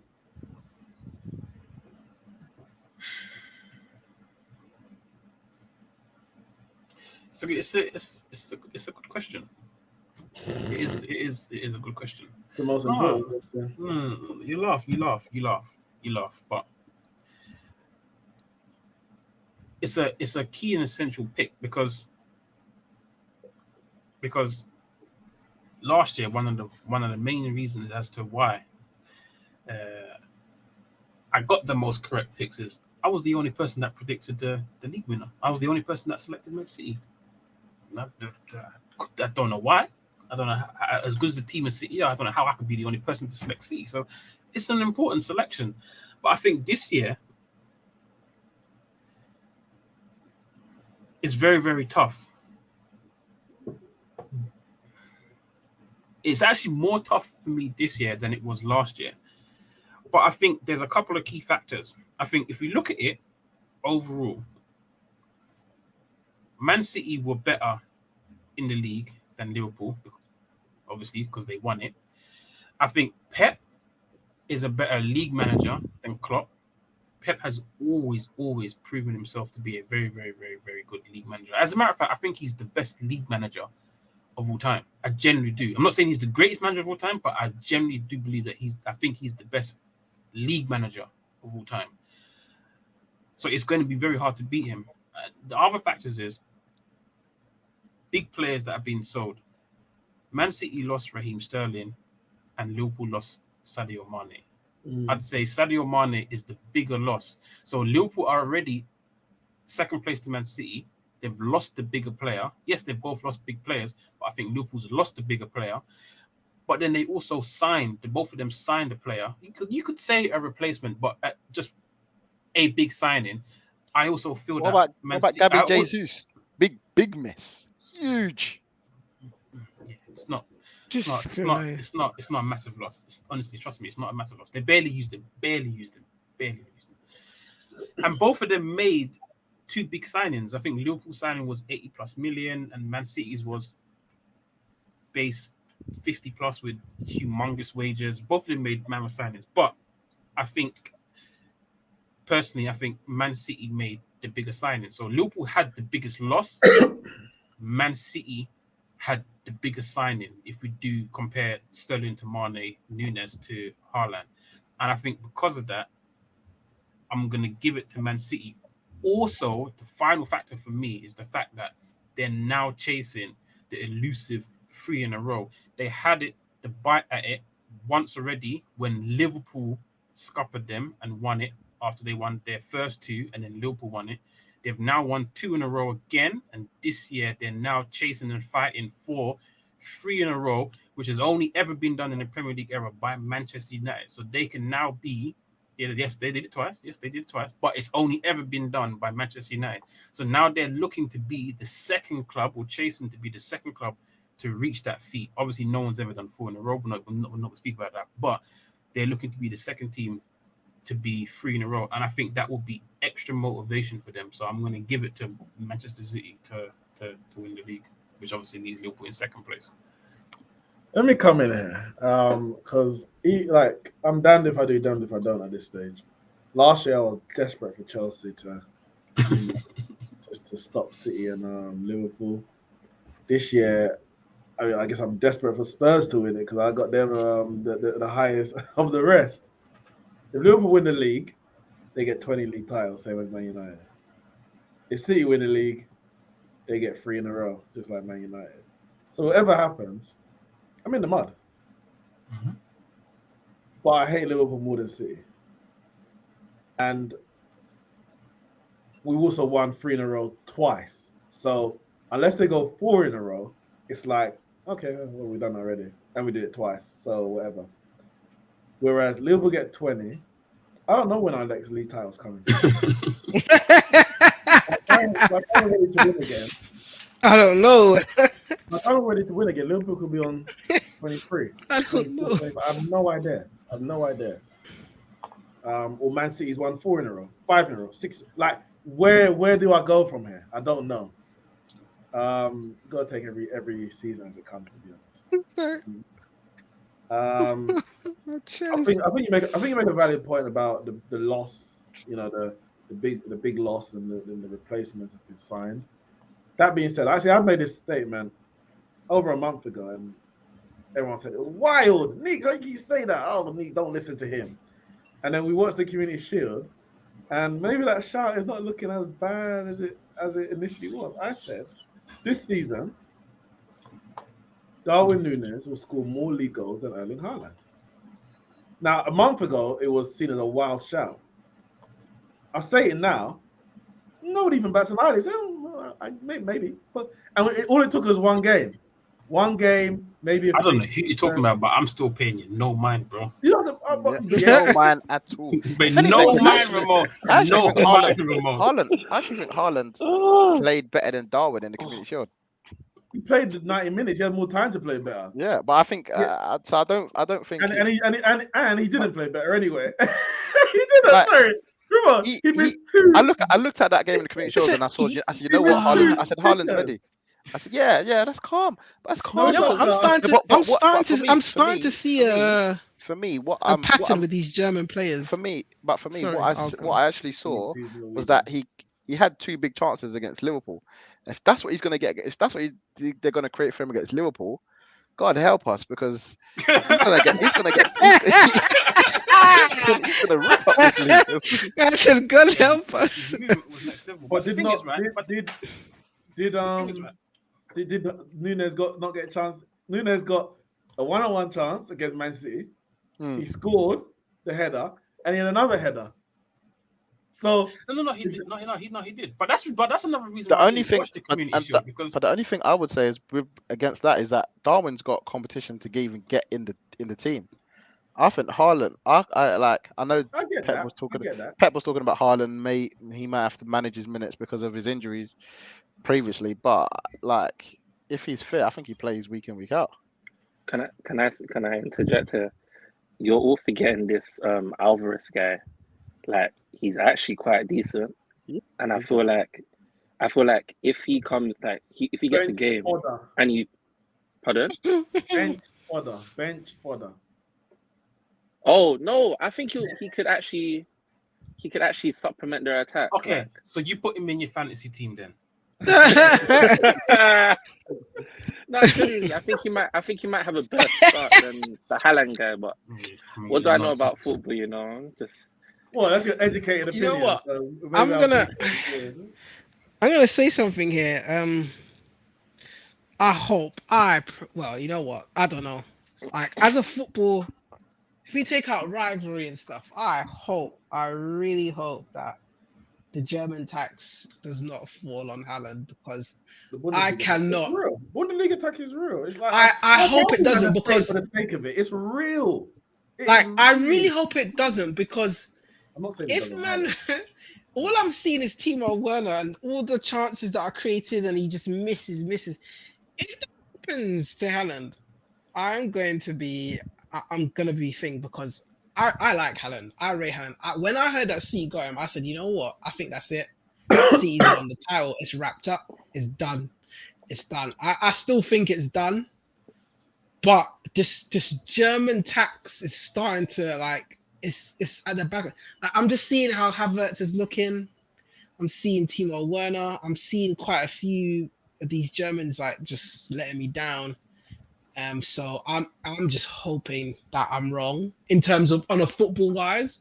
In terms of the league, sure, great. That means Man City don't win the title. Wait, but wait. Do I don't know. you mean German tax or Bundesliga tax? Because Haaland's not German. Bundesliga So tax, sorry. Bundesliga Oh. tax, sorry. I meant Bundesliga tax because that German league, that high line, hit and run, everyone gung ho, anyone could just get in behind and it. thing, And obviously, whatever. I don't know. We know City create chances, but Liverpool play a higher line than anyone else that they'll ever play against anyway. So even Haaland's not gonna get 10 chances a game because he got 3 against Liverpool. It doesn't extrapolate like that. City may create more, but it's not all gonna fall to Haaland because it's not gonna be like, oh, we can just put him in behind. Every other opposition is gonna be sitting at the back of their box, edge of their box, and trying to defend the 18-yard box. So anyway, I think that's fine. They cross it in. He's about 11 foot tall. Yeah, but yeah, He's lanky, bro. Actually, not even a great header of the ball. He's good, but he ain't great header of the ball. Relax. No, he's not. He needs to work on it. Actually, someone said that the other day. He was talking about. But no, I think Darwin Núñez scored more league goals than him. I think obviously, yeah, whether he starts or not. You're saying it in jest. You're saying no, it. No. I think he fits seamlessly into the Liverpool team in the sense that they piling crosses into that. They were doing it when you had was Mane, Firmino, and Salah. Now you got a 6'5" guy in the middle, crossing from deep with Trent, Byline, Robertson. Like it's going. Núñez ain't 6'5", is he?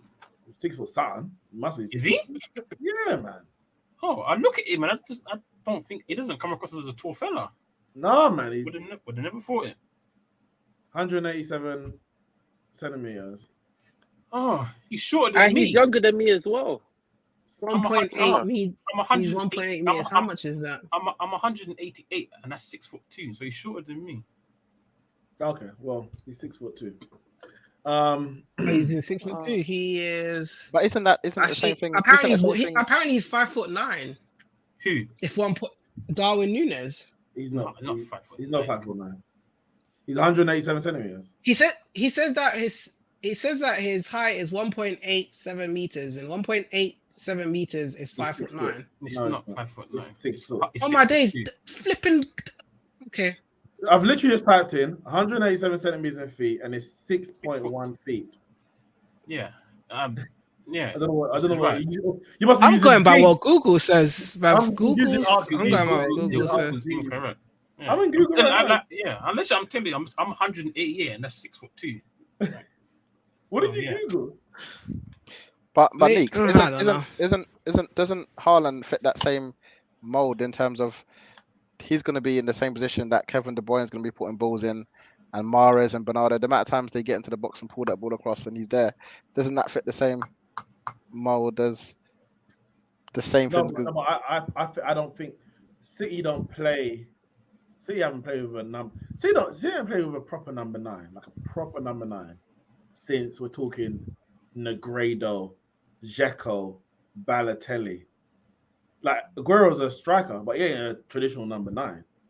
They haven't played with a traditional number 9, so I think adapting to the movements of a number 9 is different to just having people in the box and we can pull it back, because he's going to be like, I'm running to the net post, whereas a false 9 is at the edge of the box. He was even saw in the Community Shield. There was one point where De Bruyne drags it back to the edge of the area or whatever, and Haaland's in the 6-yard box. Like, where's the ball? So I think they just there's opportunities where maybe you can play a ball down the channel, over the top, through. There was one time where De Bruyne tried to play it. Other times they will bail up that Kyle Walker wasn't putting the ball through, whatever it might have been, because it's just not their instinct the way they've been playing. I just think it would take a bit longer for him to adapt. They will adapt, and he'll probably have a better career at City than Nunes. But I think this season alone, I think you can put Nunes, bang, like literally replace where Jota was, put Nunes, and nothing really changes. That's the way I look at it. But all that being said, Wait, what? Jota was bench. I'm so confused. Jota started enough games. He started enough games. He got benched after when Diaz came in and Mane went through the middle, but he was starting before that. But all that being said, yeah, I think City. They just know how to win the league, and I think that know-how is just so important. You know that, well, if we've fallen behind a bit in the league, all right, we know we're still good enough to get X amount of points and win the league and come back. We're behind, we know how to come back. We're ahead, we know how to hold them off. We know when we need to get the win, we'll get the win. I just think there's something about the way that obviously City play, Guardiola plays, and just the quality of the side, that they're just guaranteed like 95 points every season. Liverpool can get 95 plus, but you're not sure. You're not 100% sure. You don't know if it's actually going to be the season they do it. But it'll be a close title race. But I think City will probably do it in the end. I do think Sterling's a big miss. I think he's underappreciated. That pace that he offers in behind. Even Jesus, when he off the bench, the pace that he offers in behind. You don't get that from Foden. You don't get it from Mahrez. You don't get that from Bernardo Silva, Grealish. I don't know much about Alvarez. Maybe you get that. I'm not sure. Haaland, he's got pace, fair enough. But I think the Sterling factor may make the title race a bit tighter than it might have been. If they just added Haaland. That's it, tighter. It's been tight, bro. What, 1 point? No, what? It's been 1 point twice. No, how much tighter can it get? I'm saying tighter than it should be. As in this year, when you add Haaland, you're supposed to blitz the league. You're not supposed to win it by 1 year or at 1 point. You're supposed to blitz the league.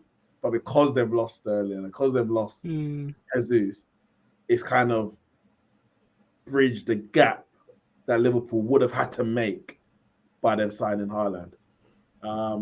But yeah, Mane's a big loss. Mane's also a big loss. Diaz is a good player, but I think Diaz, it's overstated the impact Diaz has had. Big impact, but he ain't. People are talking like He's saying Spurs right in there then with all these shake-ups in the two big teams. People are like, yeah, that might be the best January signing ever. Relax. It wasn't even the best January signing last year. That was Kulusevski. But because he moves around a lot. He's always active, always running. It looks a bit more exciting than it actually is. Good impact. Wait, who are you talking about? Sorry? Diaz. Luis Diaz. Oh, sorry. I was thinking of Man City centre back. I'm No. Luis Diaz. Oh. But he ain't getting 20 goals he ain't getting 10 assists like Mane was. So yeah, you're asking Firmino to run it back. You're asking Jota to pick up his form as it fell off last season, and I think it might be a bit too much for Liverpool. So I'll go City to win it. I don't think it'll be by 1 point. I think it'll be about 5 points. So yeah, City first, Liverpool second. Go on, Javan. I wasn't gonna say anything. I'm asking for your predictions. Oh, sorry. I literally was reading something because Flox was messaging me. Say that again. What did you? I'm asking for your prediction. What did you ask? Second and first. I said second and first. Sorry, I thought I'd said that already. Oh, sorry. Fuck me. This is a tough one. You know what? I'm just gonna stick by what I said. It's gonna be Liverpool second, City first. I feel like Liverpool might win it this season. I don't know. I just got this strange feeling that Liverpool are gonna win it this season, but I hope. Haaland is just too nang, and I hope that he's too nang because he's the reason why I think City will win it. So I'll probably be wrong, but it's gonna be City first, Liverpool second.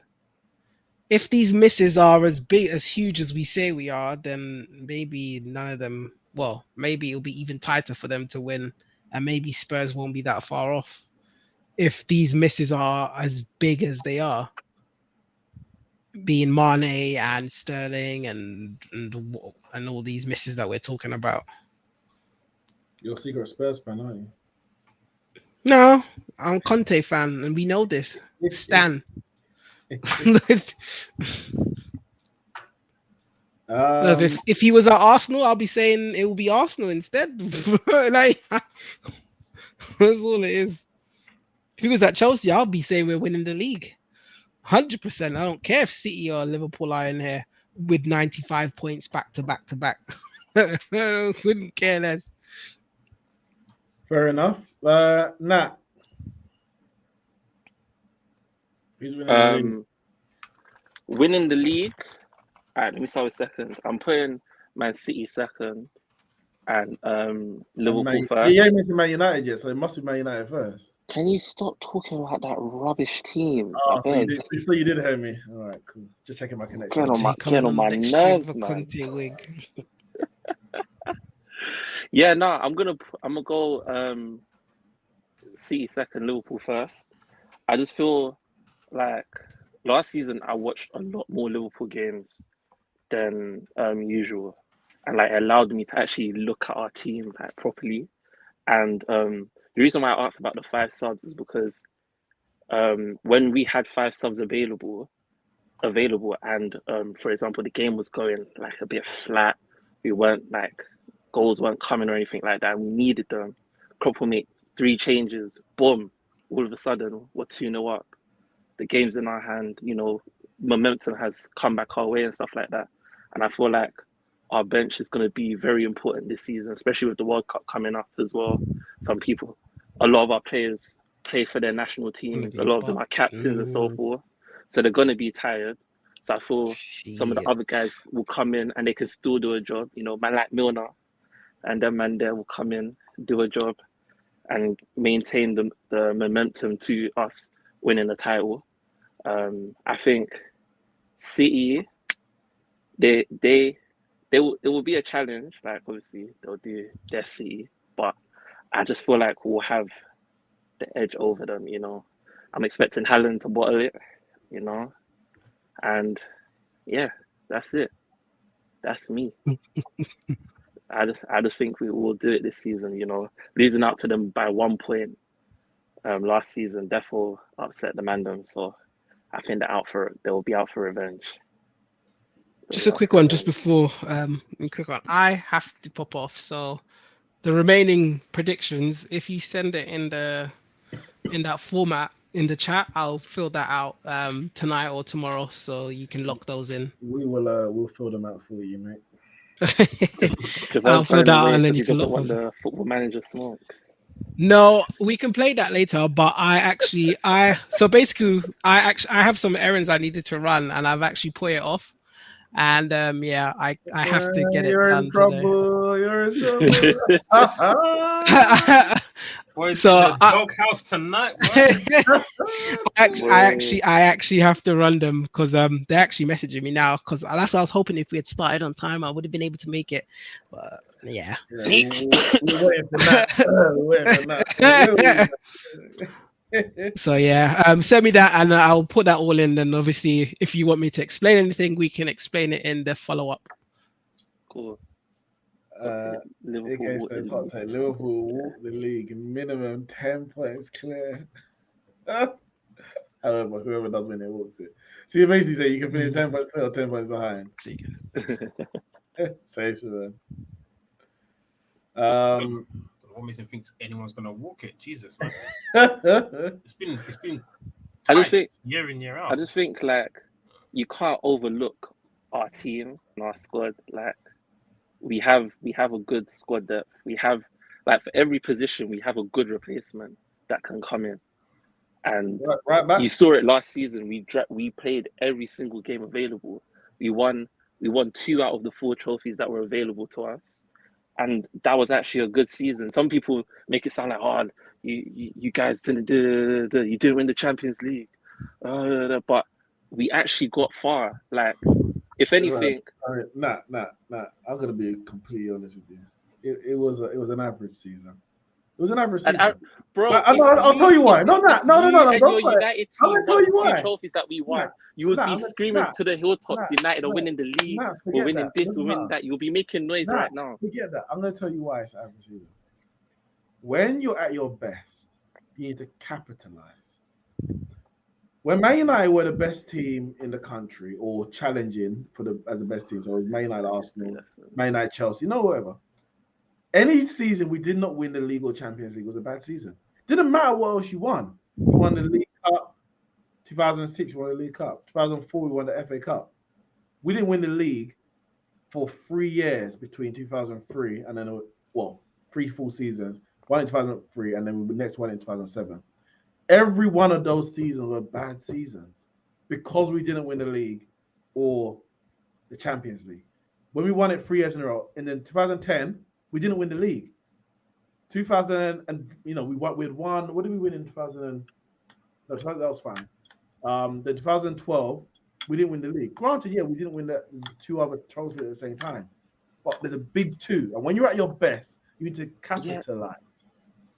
And that's how you judge it. You can't judge it on Man United being bad now, and we will be happy about it. All right, West Ham would have been happy with 6th place last year. Does it make Man United a good season? No, it doesn't. You have to judge it by your own standards. And your standards as Liverpool Football Club, in your history, you win leagues and you win Champions Leagues. So you can't be a good season if you don't win the league or Champions League. Yeah, I get that, but we're a trophy winning team. We won 2. We did a domestic double, and everyone's sitting here like, oh, it was just an average season. All right, well, when was the last time we won the FA Cup? Like, we hadn't won the FA Cup in years, and then we did a run, and we smashed the FA Cup. We did a run. What's his name? Minamino. I have to bring him back up again. Minamino did his thing in the Carabao Cup. We won another trophy. That's 2. That's 2 out of the 4. We won the League Cup and the Europa League in Jose's first season. That was decent. That's actually good. It was good for Jose and good for the team that we're currently at. For Manchester United, it was a bad season because Man United only have a good, as a club, as an institution, a good season is winning the league or the Champions League. Hey, that's my standard. I'm just saying, I don't think you should lower your standard, especially when you've witnessed your team win the Premier League and Champions League now. It's not like you've witnessed it. And I think I get it. You're brushing it, or you're trying to soften the blow by saying it's a good season because you played in every competition.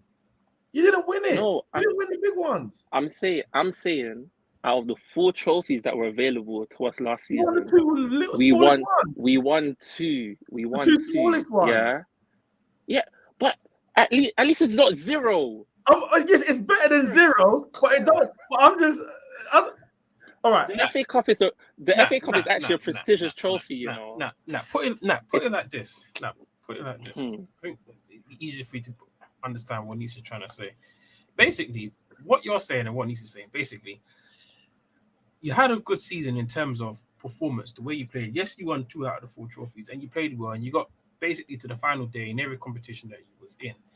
But in terms of how can you say it in like business term, ROI, return of investment, in terms in terms of your achievements, the achievements that the club won that season, it wasn't good. It wasn't a good season. Like, you're gonna sit back and you're gonna say 20 years from now, when you're, I don't know, say 42 years old, you're barely gonna remember the season. You're barely gonna remember the season. It's not a season that's gonna sit in your memory. It's the same way when the couple of years ago when you lost the league to Man City by 1 point. It's not a season you're going to remember. When we look back at it, like we look back at Arsenal's unbeaten season, I don't remember what happened to Man United in second place. Well, even Man United even finished second. I don't remember it. I know who won the league that year. I know it was Arsenal unbeaten season. But you don't remember anything, because in the time and in the moment you would. Like, Man United may have even pushed Arsenal all the way. The reason why they went unbeaten, because Arsenal needed to not lose for so long. But Neeks ain't gonna sit there. Oh, I remember when we almost had that season. Neeks don't remember it. Just forget that season. It's out the window. You're not gonna remember it. Yes, right now in the moment you sat there and you think, oh, we were so close. It was almost softening the blow with the League Cup, FA Cup. But 15, 20 years from now, you're not gonna remember it, mate. Honestly, and you're not gonna remember it. Once you get success, you actually want more. And I don't just mean winning trophies. I'll give you an example. We won the league in 2007. Yeah. Then we won the league and Champions League in 2008. In 2009, we won the League Cup, the FIFA World Cup, we won the Community Shield, and the Premier League. Great season. But we lost the Champions League final to Barcelona. For me, I was disappointed. We didn't have a bad season, but I was disappointed because the season before we won them both. So we've actually slightly regressed. But I can say, we won 4 trophies. We won 4 out of the 5 trophies we're in. Yeah, but we won 1 out of the 2 that we actually wanted. You won 0 out of the 2 that you wanted, but you won 2 out of the 4 that you were in. And I think for Liverpool, that's the way you should view your club, especially in this moment. This is the best Liverpool team you've ever seen in your life. Therefore, you should be, I'm not saying you're not aiming for, but your bare minimum should be to win the best trophies available. As this is because it's not going to get better than this. Your team in your life is unlikely. I'm not saying no, it's unlikely to be better than this. So you have to capitalize in the moment. And I'm not saying you're I understand. It's just that I just feel like when we got Klopp, I just wanted us to win a trophy.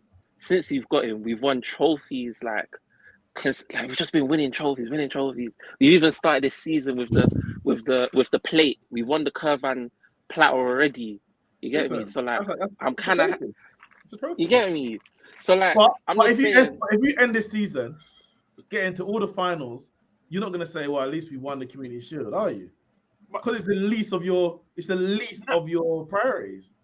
No, when are you gonna raise your standards? Because even before last season, this year we have to. I want us to win the league this year. But forget that. You're happy with the FA Cup, League Cup last year, but before that, previously with Klopp, like you said, been winning stuff, you've won the Champions League and you've won the Premier League already. So having won the Champions League and having won the Premier League, and everyone's talking about Liverpool are good enough, and as a matter of fact, you've been to 3 Champions League finals under Klopp. You've lost 4 European finals in total. Yeah, 4 European finals in total, 3 Champions League finals, lost 2 to Real Madrid, and you beat Spurs in the other. You've been to multiple, nerve-ending Premier League title races with Man City, come out on top on one occasion. Your standards has to be higher than settling for an FA Cup, League Cup. How is that a good season? Your team that has been to 3 Champions League finals, and you're saying, and you're telling me, oh, FA Cup, Carabao Cup is a good season. Come on, man. That's a bit of a joke. That is a bit of a joke. Come on. Well, listen, let's move on. Ramon, title winners.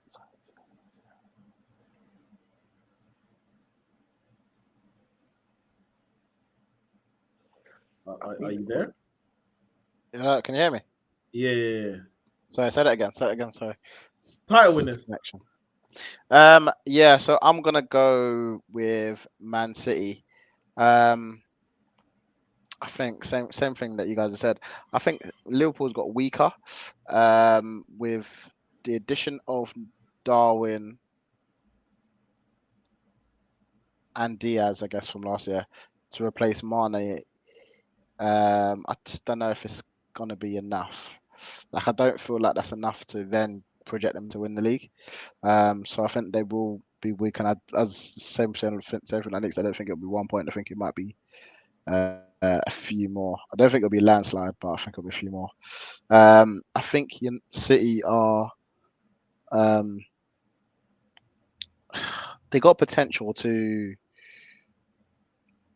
Well, they are dominating this league at the moment. They're running away with. They're making this look like Bundesliga. Talk about Bundesliga tax. Maybe it'll be us over here soon because they're running away with it and making us all look like fools. We laugh at Bayern Munich for winning 10 times.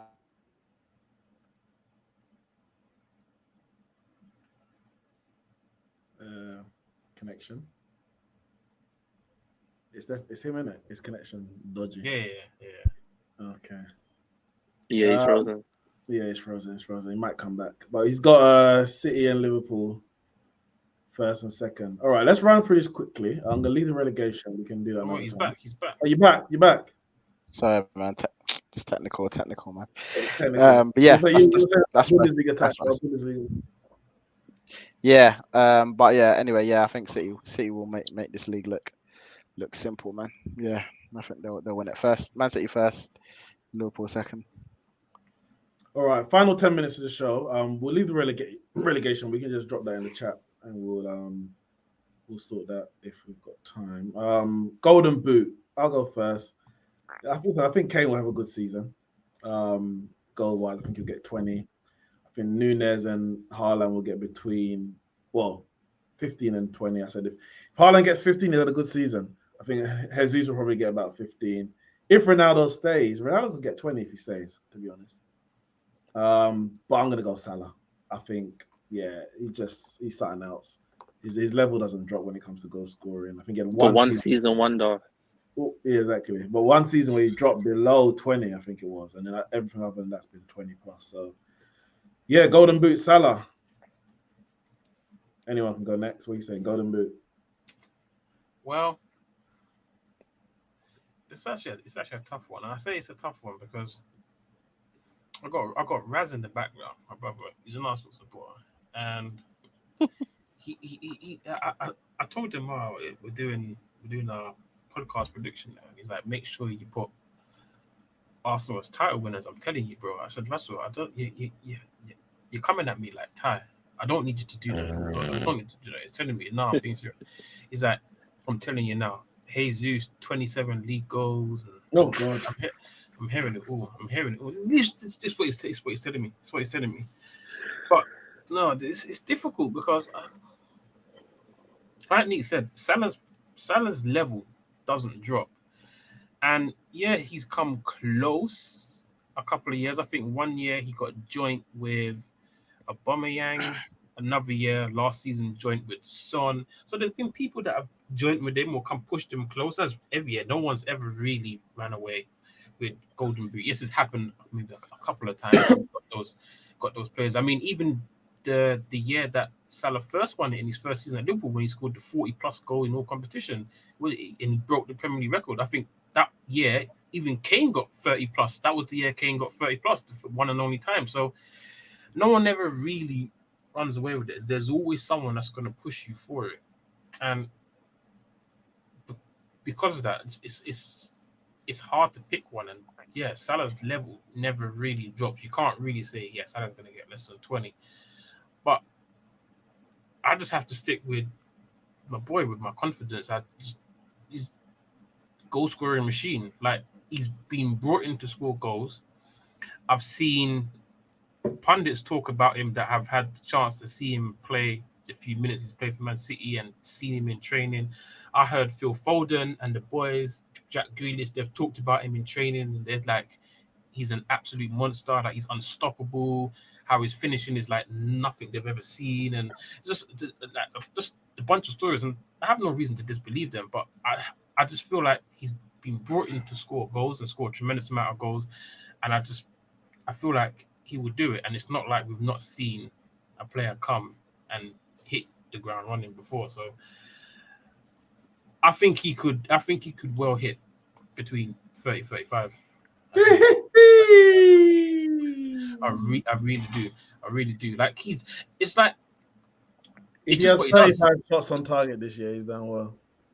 Like, Can you timestamp that, please, so we can come back to it? No, I'm not saying he is going to get 30 to 37, but what I'm saying is I wouldn't be surprised if he does. Like, it's well within his reach. I think 25 is the minimum for him. I don't think he'll get less than 25. I don't know. Yeah, I'm not saying that's his target, but I'm just saying, me personally, I don't think he's going to get less than 25 Premier League goals. Like, his record is proven, whether people want to label it as Bundesliga's tax, but he's performed in the biggest competitions. He's performed internationally. He scored like 5 or 6 goals in like 4 games for Norway in the Nations League, qualified, won all their group games. He scored pretty much all their goals. Champions League, he's the fastest player in history to 20 goals, and he's the youngest, scorer in Champions League. Like he's in double figures Champions League goals already, like 20 plus and already, and the guy's 21. So like his record is proven outside of Bundesliga. He's done it in Champions League, he's done it internationally, and I just think he's been brought in to score goals, and it's just what he knows how to do, isn't it? So I just for that reason, I'm gonna give it to Haaland. Fair enough. Nat, go top goal scorer. Salah, you explained it already. So I'd have to give an explanation. I'm just picking Salah. Ramon. I'm actually torn between the 3, Salah, Haaland, and Kane. I just don't know if Haaland's going to do it straight away. I want to say Haaland, but I might just wait. I think, because the thing is with Salah, when his level does drop, he's also got penalties. So he has that ability to drop his like playing levels on the pitch and still rack up another 5-6 goals with the penalties. They win a lot of penalties as well. So that gives him a little edge. But all three of the players that you mentioned are penalty takers for their club now. Well, we'll see. Do we know that for Haaland? Haaland's penalty. Haaland's penalty taker. Well, this is Pep. This is Pep. You could be a penalty taker in Dortmund, but if Pep wants Mahrez to take it, Mahrez will take it. So that's why I don't know with Haaland. Obviously, we know Kane is with Spurs, and I think Spurs will have a good season. So I'm probably going to edge between Salah and Kane. I don't think I've ever gone for Salah in a prediction before. I went Kane last year, and No, you've never gone with Salah, mate. I don't know why. I don't know if it's because he's wide forward. I just don't back it, and it always proves me wrong. Because you like to think way too far outside the box. You tried to be cheeky. One year you went Pierre-Emerick Aubameyang. I know. Right, let me go safe. The year you went Aubameyang wasn't the year when he actually won it. No, it wasn't. It wasn't. No. I'm gonna go safe. I'm gonna go with Salah, but I'm not happy about it. All right, what we're gonna do? So, obviously, in a group chat, we'll put on the Twitter. We'll put our relegation. We'll put our Golden Glove, and the minor trophies, FA Cup, League Cup, and Europa League. We'll do that before the season starts, but we're gonna end on the Champions League. Now, again, it's obviously so early to say it. Nobody ever gets it right, but yeah, no one's ever got it right. To be fair, I don't think so. Nah, I don't think so. Well, let me see. Looking back, actually, who won it in 2021? Chelsea. Yeah, Chelsea. Yeah, no one had Chelsea. No. And then last year, no one had Real Madrid. Yeah. PSG and Man City. I'm gonna go Bayern Munich. Oh, we're here again. What? I'm going Bayern Munich. Lots of Bayern Munich picks, man. It's not gonna be City. It's not gonna be Liverpool. It's not gonna be Real Madrid. It's not gonna be Chelsea, and it's not gonna be PSG. So that just leaves Bayern Munich and Barcelona. And it ain't gonna be Barcelona. So Why can't it be Barcelona? you don't even got enough players. You can't register them. More than enough players. Man. Yeah, I'm going Bayern Munich. Again, they just blitzed their league. It's just too easy over there. They got Sadio Mane. They've strengthened in general. I think they got Gravenberch as well. And yeah, I think they're just stronger than they were last year. They haven't And strengthened. They lost their best player, Lewandowski. Didn't they've got Sadio Mane and Gravenberch. They're better without them. Lewandowski is better than both of them combined. No, it's true. But they're still strong. A second year under. As I said, it's all up in the air. Who knows, isn't it? But it's just like whoever you say, it's not going to be them anyway. So it's not, is it? It's not. I'm It gonna never find is. Neeks, didn't they buy De Ligt from Juve? Did you go buy it? I can't remember now. Yeah, I think it was yeah. 60 mil. So yeah, I mean, listen, they got a good side there. They bought De Ligt. Yes. Yeah. They hijacked Chelsea. But yeah, I'm going Bayern Munich. It'll end up being Spurs. What do you want me to do?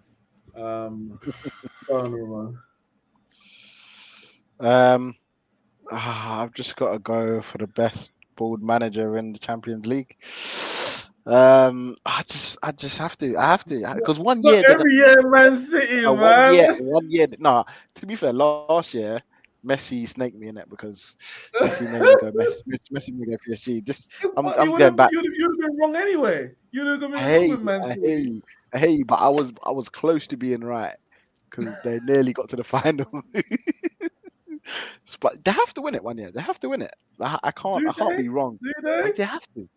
I can't be wrong this many times. I bet everyone said that at Arsenal when it was like 90s, 2000s that they're gonna win it one day, and then they never won it.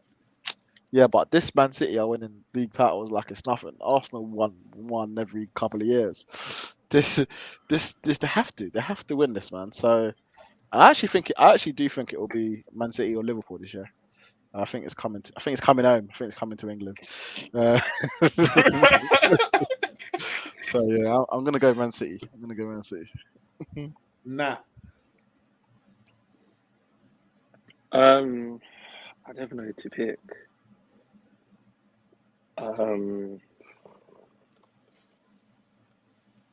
In my educated opinion, based on the facts, the figures, the stats, the goals for, against, the points built up, there's only one team that, as an educated man and scholar myself, that I can pick, and that is Liverpool. There we go. I knew you guys said Liverpool. Mm-hmm. I mean, it's not the I don't know who worst. else to pick.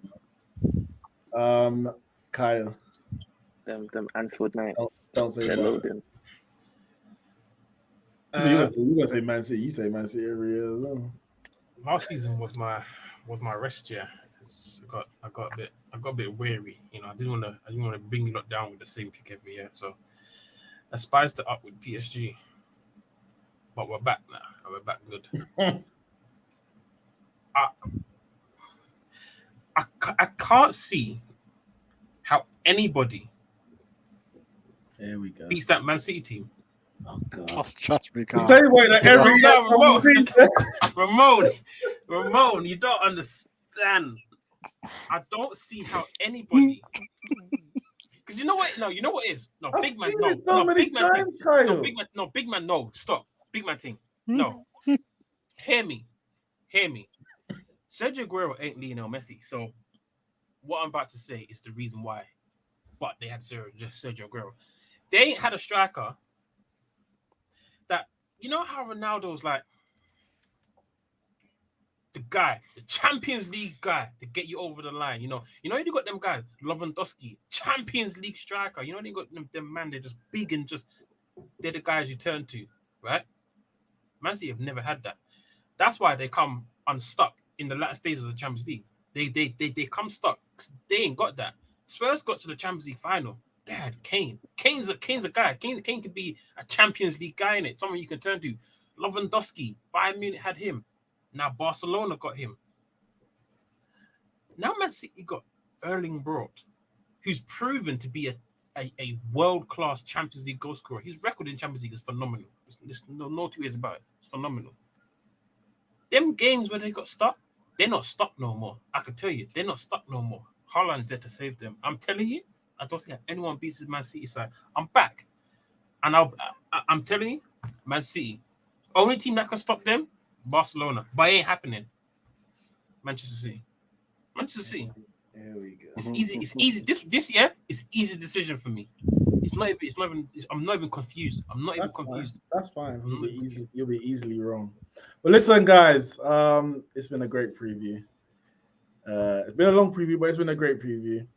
You will see all our predictions: Golden Glove, FA Cup, League Cup, relegation. I don't even know what's happening in relegation. There's so much variables going on there. And the predictions may change if someone does a madness between now and the end of the transfer window, whether it be buying or selling players. There may be a slight adjustment on those predictions. But make sure you let us know your predictions. Thank you for everyone interacting in the live chat. Those who are watching the playback, make sure you leave your predictions in the comments below. Even those interacting in the live chat, drop your predictions in the comments below so we have that clipped for when we go back and see that I was right and you were wrong, as per every season. Thanks to Jay, Nat, Kyle, and Ramsey for joining me. And thanks for you lot for joining. Thank you to you lot for joining us on the Neeks Sports Podcast season preview. It is bound to be another great season. Tomorrow, we'll be doing live our fantasy football draft selection. If nobody knows what draft is, check out on the Fantasy Premier League website. Our draft Premier League selection, 8-man league, and we'll see who ends up with a good team, and of course, we'll see who actually ends up with the winning team come the end of the season. Or also be dropping the Neeks Sports Fantasy Premier League code probably tomorrow. So make sure you check that out as well, and make sure you join, have fun, enjoy the season, and hope Liverpool win nothing. Like the video, subscribe to the channel, and we'll see you soon. Guy.